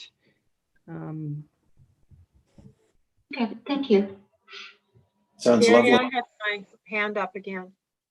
I see that, and it's to you now, Alison. Okay, go I ahead. guess I don't know if there's limits to the, you know, if the project's hugely subscribed, will they sort of maybe, you know, if we don't get the whole amount, it looks like it could be phased, correct? yes, it can always be phased. This, in fact, is phase 2 Yeah. already. Yeah. Yeah, so if we only got enough to do the plaza area and not the raised stage, the raised could be added afterwards. And my other question is, where's the bus stop on this plan? I mean, this isn't going to impact, is the sidewalk wide enough to have a bus shelter in it? The bus stop right now is about where the arrow is, a little bit further down the bottom of the page. So in line with that tree, the big tree that's indicated, it's about there, maybe a little ahead. I think this drawing was made, this design before the Cardina was done. Yeah, before the Cardina road work was done. So we will need to do some more sort of survey and look at. And as Liam said, we don't want to undo the good work that's been done already. But on the other hand, I think there are ways in which you can still take out, if you need to take out some of those plantings and put them somewhere else in order to, you know, reinforce the back and make sure the stage is Cardina Road is properly engineered as it needs to be, for anything. Okay. Liam just put map up, but it's not answering my question. And the stage, Allison, is and the photo's old. The stage is actually down the slope. It's not on the street. Yeah, I just wanted to make sure that something didn't go right up against the sidewalk, which would then prevent any sort of bus shelter in the future. No, absolutely. No, there's a good drop down of about 6 feet. I believe the sidewalk is this heavy dotted. Well, no, because the dotted line goes all the way around the building. That's the problem. Right, but this is, I believe that's also where the Property line. current entrance. Yeah. All right, Liam, I see your hand still up there. Did you want to speak again? No, sorry. When my screen sharing, I can't figure out how to unraise my hand. So I'm going to stop screen sharing. Okay. Yeah, it's to Michael's point, there has been some discussion about just the, the maintenance and the cleanup of the entrance into Snug Cove here coming off the ferry. So I think we have to be really conscious of the fact that the more public spaces that we get landscaped and that sort of thing, it's going to be a bit of a strain on our crews. So that's something for consideration in the future. But so I'm ready to read the recommendation if there's no further comments. Ellen moved it. Somebody just needs to second it. I just have Okay. 2 minor amendments to it, if that's okay, just to make it. Sure, read go ahead, better. Hope, please. Just the council approved plans for landscaping as shown in the report dated October 15th, 2020, and authorized the Hearth Arts on Bowen and the Bowen Island Public Library to undertake the work with a successful grant award from the from the Community Economic Recovery Infrastructure Program. Just Okay, I'll second that as amended. Yeah. Thanks. And any further discussion?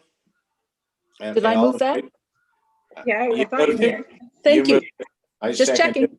Yep. And all in favor? Aye. Aye. Thanks. All right, that's great. Good news. That's Good exciting. luck. It's my first council meeting, so this is all really good. And going forward, I hope everything that I bring forward will be. Oh, of course. Thank you both.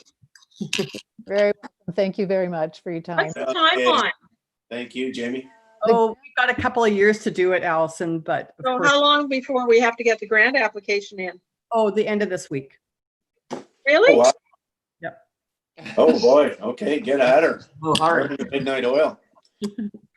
Okay, so move on to reports of committees, committees of the whole and commissions. Councillor Hawking, recommendation from the Transportation Advisory Committee meeting held September 21st. Over to you, David.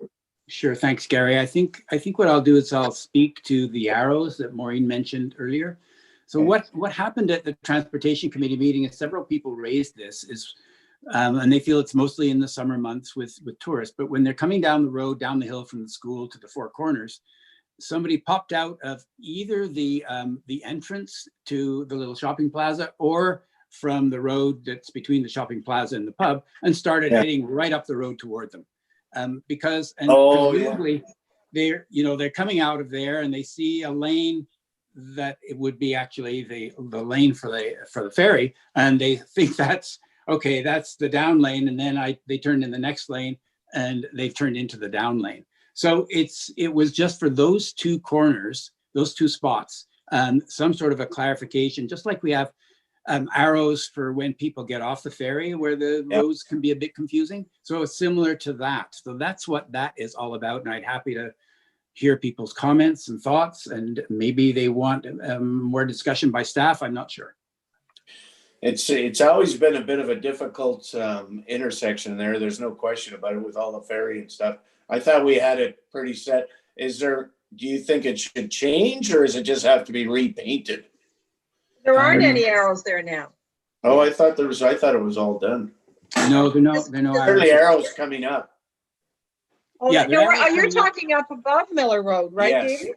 Yeah. Yes, I'm talking at the Four Corners, and then above the Four Corners, when you're that entrance slightly above the Four Corners to the little shopping plaza. When you pop out, there's not a lot to sort of guide where, if you're not used to it, where you should turn left if you're going up the hill, and that people are unfortunately making the wrong decision and heading up the downhill lane. Well, I certainly don't have a problem with that. Anybody else have a comment on that? Sorry, I'll get my wrong one. I don't have anybody in the queue. Any comments, Sue Ellen? Yeah, I wonder if we might want to direct staff to investigate painting arrows. And the reason I'm doing that is because I've learned through these, I'm not familiar with transportation standards and road highway standards. And there sometimes are rules that we might be breaking by making this, so I'm just thinking if we say to that council direct staff to explore painting arrows on or something like that. I agree with Sue Ellen. Emma was at the meeting, but it's all when you're going through a meeting, things can move a little quickly perhaps sometimes. But I absolutely agree with Sue Ellen's point that you know, we're not the experts, and I want to make sure that this was considered the right thing to do by the folks who know more about it than I do. I would think that it would be, it would certainly be done properly and by code. There is quite firm regulations on all those things, I think. We're just not going to go paint arrows on the road. I could do it tomorrow morning if you want me to. I don't think that'll work so good. So yeah, we'll just, I think that first, do you want to read that recommendation? Sure. Well, the first one. Second Should one. I do the second one? Okay, that council direct staff to explore painting arrows on Bowen Island Trunk Road between Miller Road and Village Square to reduce traffic flow direction confusion caused by ferry lanes. Perfect. I'll second that. Great. And further discussion? I don't see any. All in favor? Aye. Aye.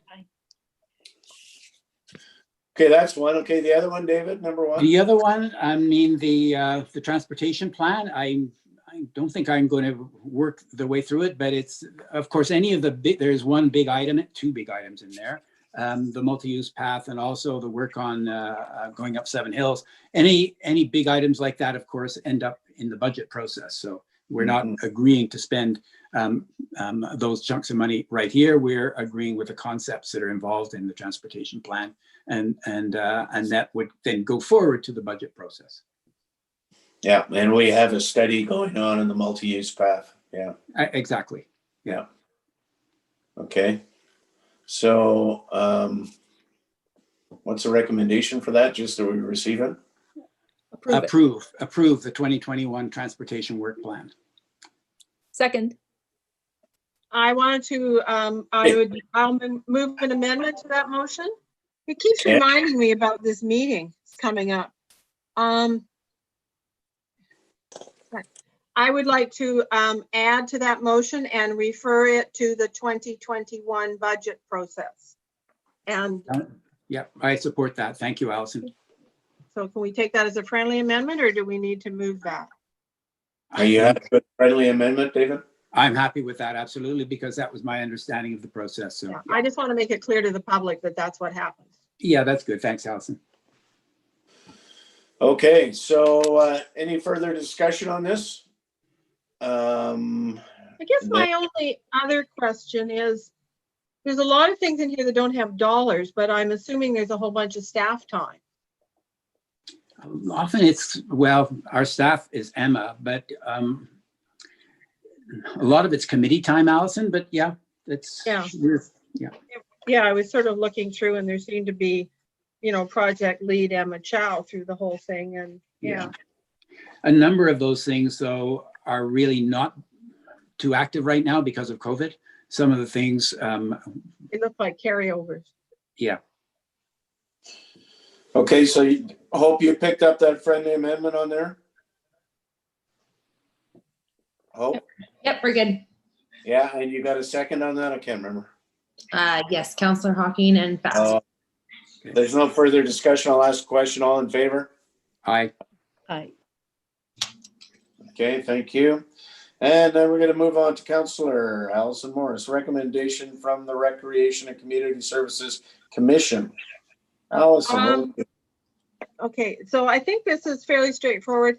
Back when we first put in the turf field, the artificial turf field, we passed a resolution that we would put away the amount of rent we received for the use of the field in a reserve fund within surplus, so that when we came to replace the turf, we had a pot of money. For some reason, that only happened for a couple of years and it continued to be rented, but that money was never earmarked for surplus. So we wanted to make absolutely sure that that happened this year. So we want to, so the motion is that I would move that council direct staff to establish a reserve fund for revenue received from turf field rentals to be used for the replacement of the field at the end of its expected life in 10 to 12 years. Here, here, I second that. Any further discussion on that? I would just, how much money do you think is that, Allison? I guess do you know? I had figured, I went back and asked Shauna, and I think we would have had close to $180,000 in that fund had we been doing it. Wow. The previous rentals. Wow, that's fantastic. Yeah. All right, any further discussion, Sue Ellen? Thank you, Mayor Andrew. I just wanted to say, I remember when the decision was made by a council back in the day to stop putting the turf rental fees aside for replacement. So in case anybody was thinking that this was something that staff just did, it was a previous council who made a decision to change it. And now I'm totally in favor of putting it back. That's great. Thank you. Here, here. Anything else? Is that you, Rob? I'm okay. Okay. Councillor Nicholson has her hand up. Okay. Maureen, go ahead. Yeah. In the past, has any of the revenue from the rentals gone towards the maintenance of the field? I have no idea. Well, I'm quite happy to, say for maintenance and replacement, we have to cough up the fill every once in a while, but not for the regular, the mowing of the grass or the brushing of the field or regular day-to-day maintenance. So to answer your question, what that would have come into general revenue. So we don't specifically tie in funding sources to specific work. So revenue that came in would have been used to fund the ongoing maintenance, and whatever the differences would have fallen to the operating surplus at the end of the day, if there was any. So Raj, which budget did that revenue go into? Was it allocated to recreation, and was it recreation? It would have come into the recreation area, and we would have identified it in the user fees area. And the brushing and mowing of the lawn or the grass on the other field is all a recreation commission budget, right? The maintenance would be either in the parks or recreation, but I believe it's in the parks budget. I can confirm that it's in the parks. My question relates to, is there any reliance in the current and future years' budgets on rental from the turf field in maintaining the turf field? I guess it's just shown in general revenue carrying out, right? Yeah. What we can do in the budgeting process is make, if that's council's desire, we can make a contribution to the reserve. So we would show it as a expenditure in the recreation area. That's one way of doing it. The other way is, it could be general revenue, and we do have a maintenance and infrastructure. Sorry, we've got our capital renewal and replacement reserve, which is supposed to be used for the replacement of our assets. So when we look at our overall exercise of capital reserves and what's required for maintenance, you would be looking at everything through the lens of what's being contributed to the capital and maintenance reserve for the overall infrastructure maintenance needs. Okay. I guess in principle, I like the direction that Alison Worth is going in with this recommendation, but I just want to make sure that there aren't any unintended consequences as far as budgeting processes that are already in place. And I wonder if perhaps we might want to wait to just... I was just going to say, we are having a finance advisory committee meeting on Wednesday, and reserves and funding replacements is one of the main topics. So I'm okay with referring the motion to the finance advisory committee. I'd be more comfortable with that. I agree. Yeah. Okay. So Hope, process wise, it was moved and seconded. Can we just refer it to the finance committee?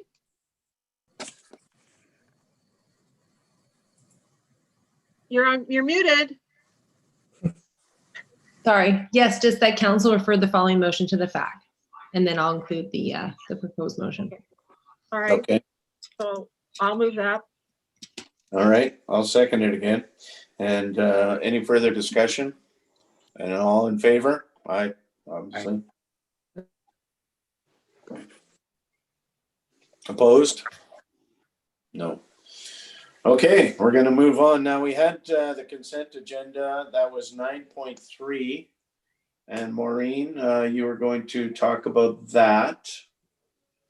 You've missed item 10.3 and 10.4. But we haven't, no, put one of No, the, we're going to put the consent in this report of committees. so the one you pulled from the consent The one agenda. you pulled, yeah. Okay, fine. Yeah, it's the recommendation I had a concern about. Okay. So what was the number again? Sorry. 3.9. Or sorry. 3 point what? 3.9. 3.9. Oh, right. Yeah, yeah. Okay. The recommendation is that council suggests to the local government management association. I don't think council should be suggesting. I think that council should be directing staff to write to the local government management association and requesting that it include a training session. That's good with me. Yeah. We just wanted to get it onto the newly elected officials' radar that they had emergency management responsibilities. Yeah. Yeah, did Hope get those changes? Pardon me? You got what Maureen suggested then? Yes, I do. Thanks. Can you just read it and then we can vote on it? Yep. So that council directs staff to write to the LGMA requesting a quadrennial LGMA newly elected official training event. Including a training, the LGMA newly elected training event include a training session regarding the role of elected officials in emergency management. Yes, thank you, council members. Thank you. Okay, so are you moving that? I'll move. I think I'll move it. Maureen? Second. Okay, and any further discussion? All in favor, aye. Aye. Okay, thank you. Now we're going to move on to 10 point, well, it'll be 10.1. So we got the Metro Vancouver Director, David Hawking, update to council. Thank you, David. Thanks, Gary. The Metro meeting was around the budget, and there was a good presentation of that at the Council of Councils meeting on the weekend, and we had several of us there, but some of us weren't there, so I'll just go over it quickly. The original budget was presented, or proposed budget for 2021 was presented at a workshop in early June, I believe it was, and it was going to be an increase of around 7%. Directors objected that in a difficult year such as this one, it should be down somewhere around half of that. So staff came back with budget presentations in the last couple of weeks. And what they did to bring that down was really three things. One is they proposed that we move from the 15-year amortization to 30, just do that for 2 or 3 years. Second, that we relax the pay-as-you-go philosophy and put more things into debt for a couple of years. And thirdly, that we push things off as much as we possibly could. And this through DCCs on water, but also, so it was, development would pay for itself more, but also particularly on some of the giant water projects that are needed around Coquitlam Lake, that they could be pushed off a little bit if we worked on demand management, reducing the demand on water. And so they brought that budget forward and it dropped down to about half, the 3.2% increase. There was a long debate, however, on the amortization of 15 years versus 30. And in the end, the board, the motion was tied, and so it was defeated. And so it goes back to a 30-year amortization, which means no change for the first year. It stays at 3.2, but then it would be a little higher in the next couple of years. The points that were made is that the cost of the borrowing, switching it to 30-year, even for just a couple of years, was $800 million overall. And yes, 800 million, right? Because the borrowing, the big projects actually don't affect us. They're in sewage treatment and in water. Both those are the giant projects, and the borrowing is massive for these projects. So anyway, that was defeated. But I think what's important is what is the budget for us, and we just pay. We don't pay the water. We don't pay the waste. We do pay in the solid waste, we pay the tipping fee, and that's up $4, I think it is. I've got that in my notes somewhere. It's about $4. But the MVRD, the one that we pay, it'll be the average household will go up from 63 to 70. So it went up actually 10%, more than all the other giant ones went up. And that was because there are two things in there that we'd all agreed on the board that we would do. And one was 4 million per year additional for parks acquisition because the parks are crammed full. And the other was 4 million a year for more affordable housing because we desperately need it. So those two things, parks and housing, are within the part that we pay for the Metro Vancouver Regional District rather than the Water District or the Sewage and Waste District. And I think that covers it pretty well. Oh yeah, another reason that the impact on our chunk went up is parks litigation. There's something there that will be very costly that had to be put into the budget.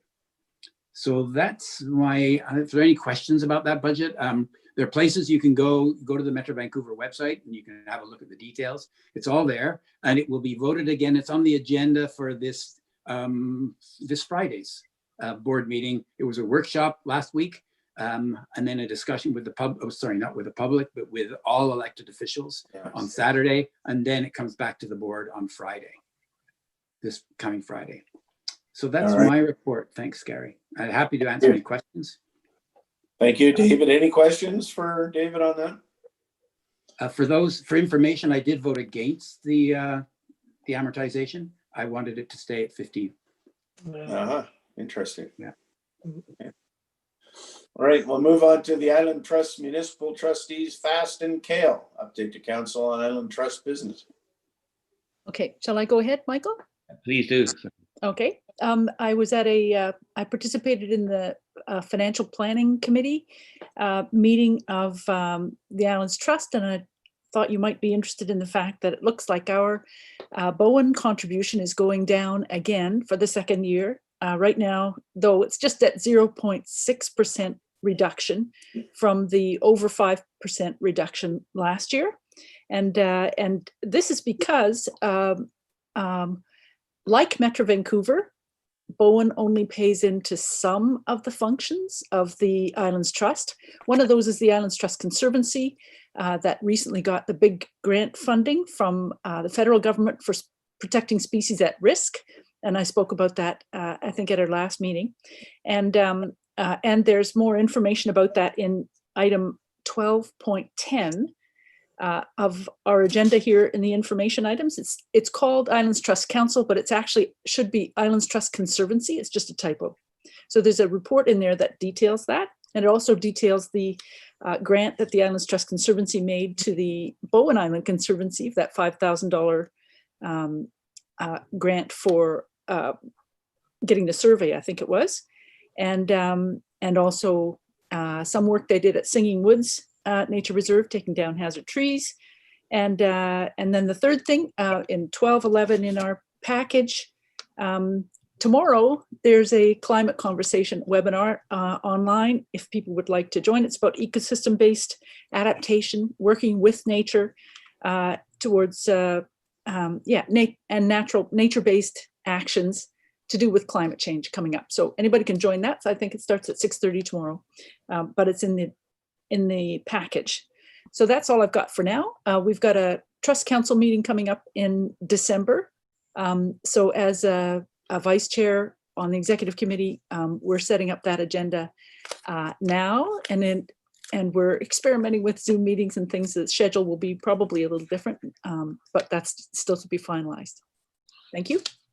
All right, Sue Ellen, thank you. Michael, anything to add? No, I think Sue Ellen has certainly covered all the bases. Thank you, Sue Ellen.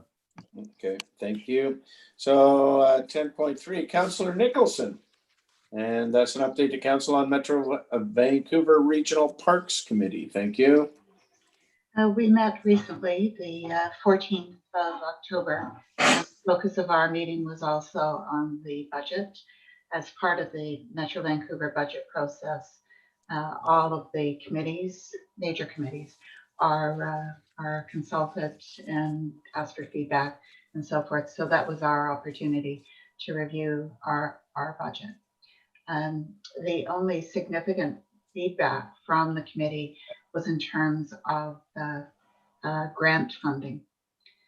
When the budget was laid out for us, it was pretty obvious to the committee as a whole that grant funding for regional parks is a very, very small proportion of the overall budget. Our overall budget runs around 40 million a year, and it's just a tiny fraction comes from grants. So there was some question about why wasn't Metro doing more to pursue funding to help maintain and develop the asset. There are two major grant applications, $2 million a piece, going in for Widgeon Marsh out in the east of the system and for Grouse Mountain, but those were unusual and comparatively small in relation to the amount of grant money that flows into the other areas of Metro. In your agenda package is the agenda from that meeting, along with minutes and a presentation. The presentation is worth looking at. It recaps the budget as a whole and includes the specific parks budget. It was again presented at Council of Council. So for those who are interested in a bit more detail on the Metro budget, it's really well organized, and the strategies that Metro used to try to bring down the costs over the last couple of months are clearly explained, and their impact is obvious. So it's a good presentation to review, and that's parks. Good, thank you, Maureen. Councillor Alison Morris, update to council on TransLink Mayor's Council meetings. No updates at this point. The next meeting is Thursday. All right, thank you, Alison. Well, and on their website. Could I just mention, we haven't acknowledged the departure of Kevin Desmond. Oh, right. That was all over the news. So I assumed you guys all knew about that. Nonetheless. And Jordan Sturdy. Well, we know that's provincial election, which the final ballots aren't counted yet. And I guess, I mean, there's also, as part of the election promises, was the province taking over the building and construction of the Surrey SkyTrain extension, which would take a lot of pressures off the budget. So, and there's a good report coming on Thursday about trying to improve bus time, so you get rid of the bus delays, and so there's some work on Georgia Street that would happen by 2021. So that's good. So I'll let you. Yeah. Okay. In the interest of time. Okay, in the interest of time. Now, listen, we had a couple of insertions here. Rob, do you want to go ahead with your issue? Yeah, thanks, Gary. And I don't know if it's an issue, but it's at the last public council meeting, a fairly standard motion at the end of the motion of the meeting, and I think we're going to have one here today as well, is to move into closed session, and I voted against that at that time, and I've never done that before, and I was sort of unsure, should I or shouldn't I? But I felt uncomfortable about taking issues that I felt needed to be publicly discussed further and moving them into a closed meeting and not being able to discuss them openly in public view. And this one was on the fire hall that we moved forward on. Was not a lot of lead up time coming to that. We had the issue about a year ago where there was discussion about the previous plan, but we have a new plan coming in.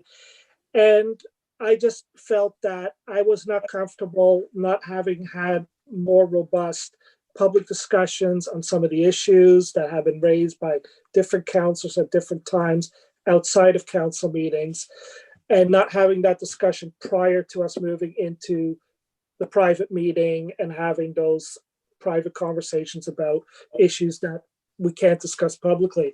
So my intention is to try to find a bit of a balance between what do we discuss in a public meeting and what can we not, what absolutely has to be discussed in a closed meeting, but not having those two mixed together. And for me, it actually, you know, case in point came up on the weekend. I was at Daddy and Me with my 4-year-old niece, and somebody had, I guess they read The Undercurrent, and they were starting to ask me questions about, hey, why are we going over $3 million? They were, and I think most people are under the impression we had a referendum for $3 million. Why are we going beyond that? And, you know, that's one of the issues that we haven't, I think, had a full discussion with the public on. So that's a concern for me. Also, you know, things have changed a lot since our last public discussions on the old fire hall plan, which we all know sort of went nowhere because of cost overruns. You know, we're in a COVID situation. You know, the budget's going to look really rough. We got all these new capital projects coming forward. What things have changed, and I did not feel that we had that full discussion in public for the public to know what's going on. And I've had a lot of people ask me what's going on with the fire hall, and the problem I have with us being in closed meetings is that we cannot report out issues that we discuss in closed meetings to the public. So it really makes it difficult to have conversations with people like those dads that were in that room, because I don't know what I can discuss, what is privy, what is not, because what we talk about in closed meetings, we can't talk about outside. It makes it difficult for us to get that public feedback because we're not having those discussions after we've discussed them in the closed meetings.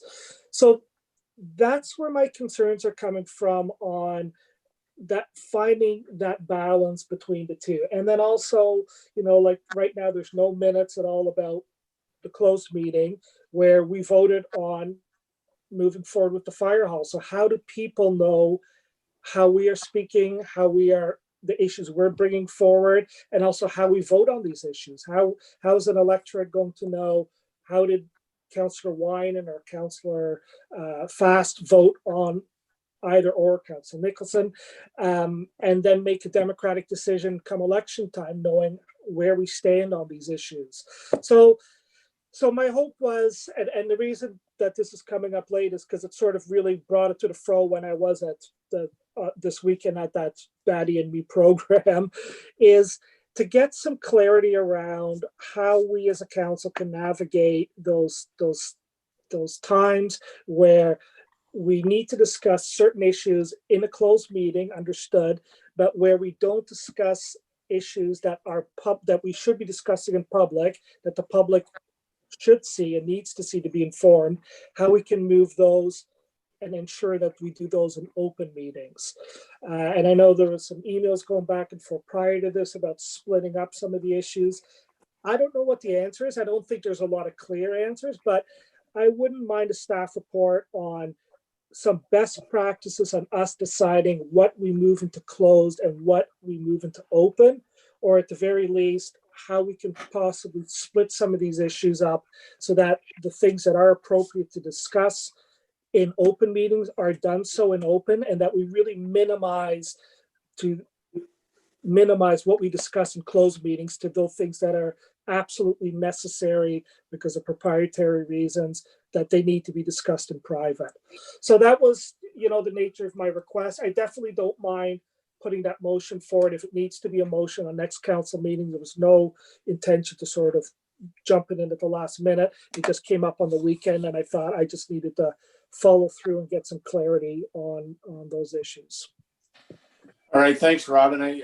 I'm hearing what you're saying, and I think we probably have to be a little bit more sensitive to that. Obviously, it was closed because of you know, under the community charter, there's certain things that can't be open, and that's when we were talking about the financial end of it and that sort of thing, which isn't open for public discussion.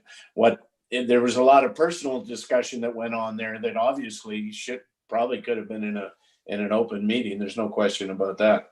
But to get to where we defined the part that had to be in the closed meeting, unfortunately, that's where that discussion took place. And I see your point, and I think we have to be a little bit more sensitive about it. Liam, can you shed any light on that? Oh, thanks, Mayor, and thanks, Rob, for bringing this up. I agree with what you were saying there, Mayor, in that there'll be times where we're maybe in a closed meeting and the topic might wander into an area that could very well be for public discussion or for open meetings. And maybe we all need to take a closer look at when those situations might occur and be able to either call a pause on the discussion and or either open the meeting up. Ideally, we're able to structure meetings in such a way so that we don't get there, but you know, sometimes meetings are, you know, just end up wandering because of the natural course and that's the way it may go. So I would welcome the idea of having a little bit of it's never bad to have a bit of a refresher on when it's appropriate to be having open and closed. The community charter is pretty clear about it, but it doesn't hurt to revisit that. I guess, Leah, just to follow up on that, I mean, this was a big, for me, this was a huge decision. I've been working on this for 2 years. I've battered all of you with multiple issues I've had with this project. And for me right now, like, my understanding is that the public has no ability to see how we voted for this project, that is kept enclosed. And that's my main concern, that I think the public needs to know how people voted, and I would have liked to see why they voted that and had been able to hear in on that discussion, which is not what happened. But it's my understanding that now that because it was passed and closed, that people are not able to see how councillors voted on that issue in specific. I'm happy to take that. Yeah, I just join in if you'd like. Just yes, to your point, when the motion is adopted in a closed meeting and it's subsequently released by a council resolution, it's included in the council highlights of that meeting. It does not indicate how council members voted because that's for the record. But once a motion is adopted by council, it's a motion of council. It's a resolution of council as a whole. Not individual members of council. So I see your point, and I'm happy to in future release the resolutions with that information included. It's no harm. And I'm happy to prepare a summary of the various sections of the community charter and give examples of what types of what would constitute using those sections, just for a quick reference for council and the public. Yeah, and I think, Hope, like, if it's okay with you, and like, I don't need to do a formal motion on this, but if we do have specific questions, and I know there's there's others that have these questions, if we can send them your way and you can answer them for us so that there is some clarity around, especially what we can say out in public, because I don't want to say things from a closed meeting that I'm not supposed to share out in public. I think maybe we're mid-term and maybe we should have a refresher session with legal counsel. I know the session that Lidstone did right after we were elected, there was one very good presentation on, you know, what's closed and all that sort of stuff, and even conflict of interest. It might be good, and then everybody can hear what everybody's questions are and hear the answers. I think that's a good idea. And this is something, it's now 9 o'clock. We're well past our agenda time. So can we move on? Yeah, but we still got, so we're going to leave that with Hope to get back to Rob on that. And David, you had a comment on that you wanted to bring up? Well, yeah, we all saw these 2 emails this afternoon.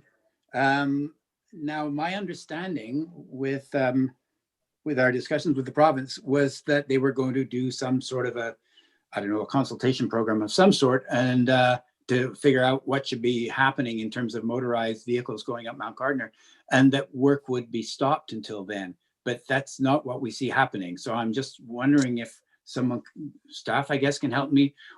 Is there something we should be doing here? Because it certainly seems like it. Well, I think somebody should get hold of Tom Bird and just Yeah. tell him what's going on.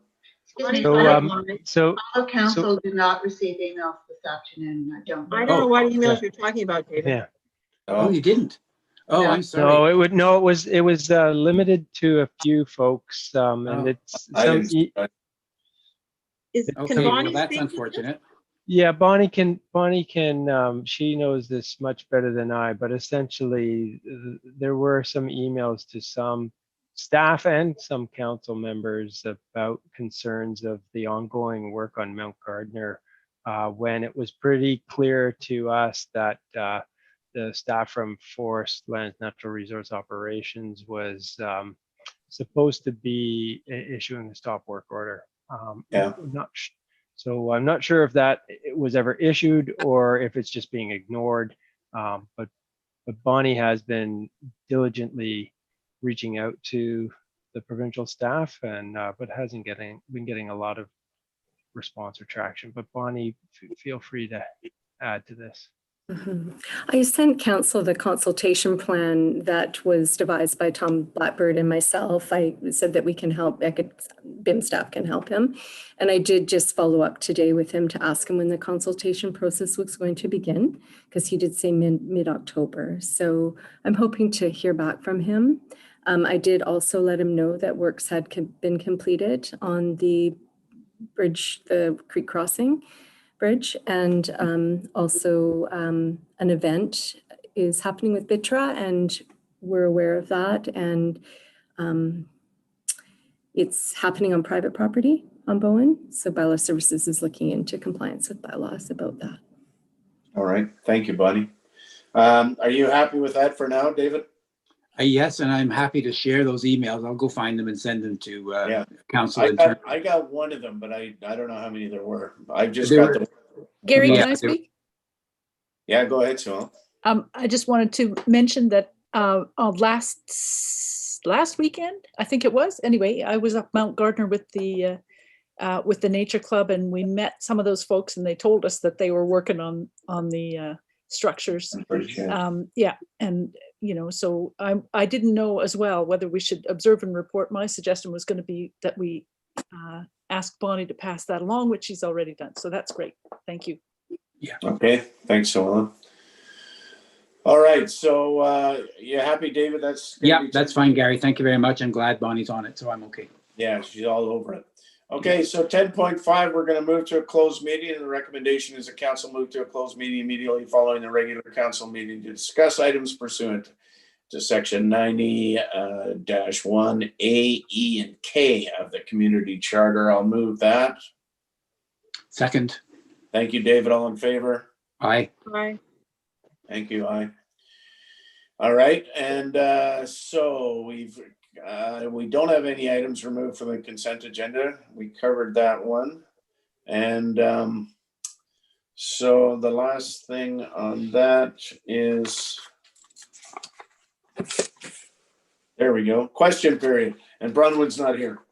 So we will adjourn the regular council meeting of today. And do people need 5 minutes or anything? We're running behind schedule. I'm happy to just keep going. You want to keep rolling? Everybody's okay with that? Are we to leave and log back in or what? I don't know, Hope. Yes, please use the closed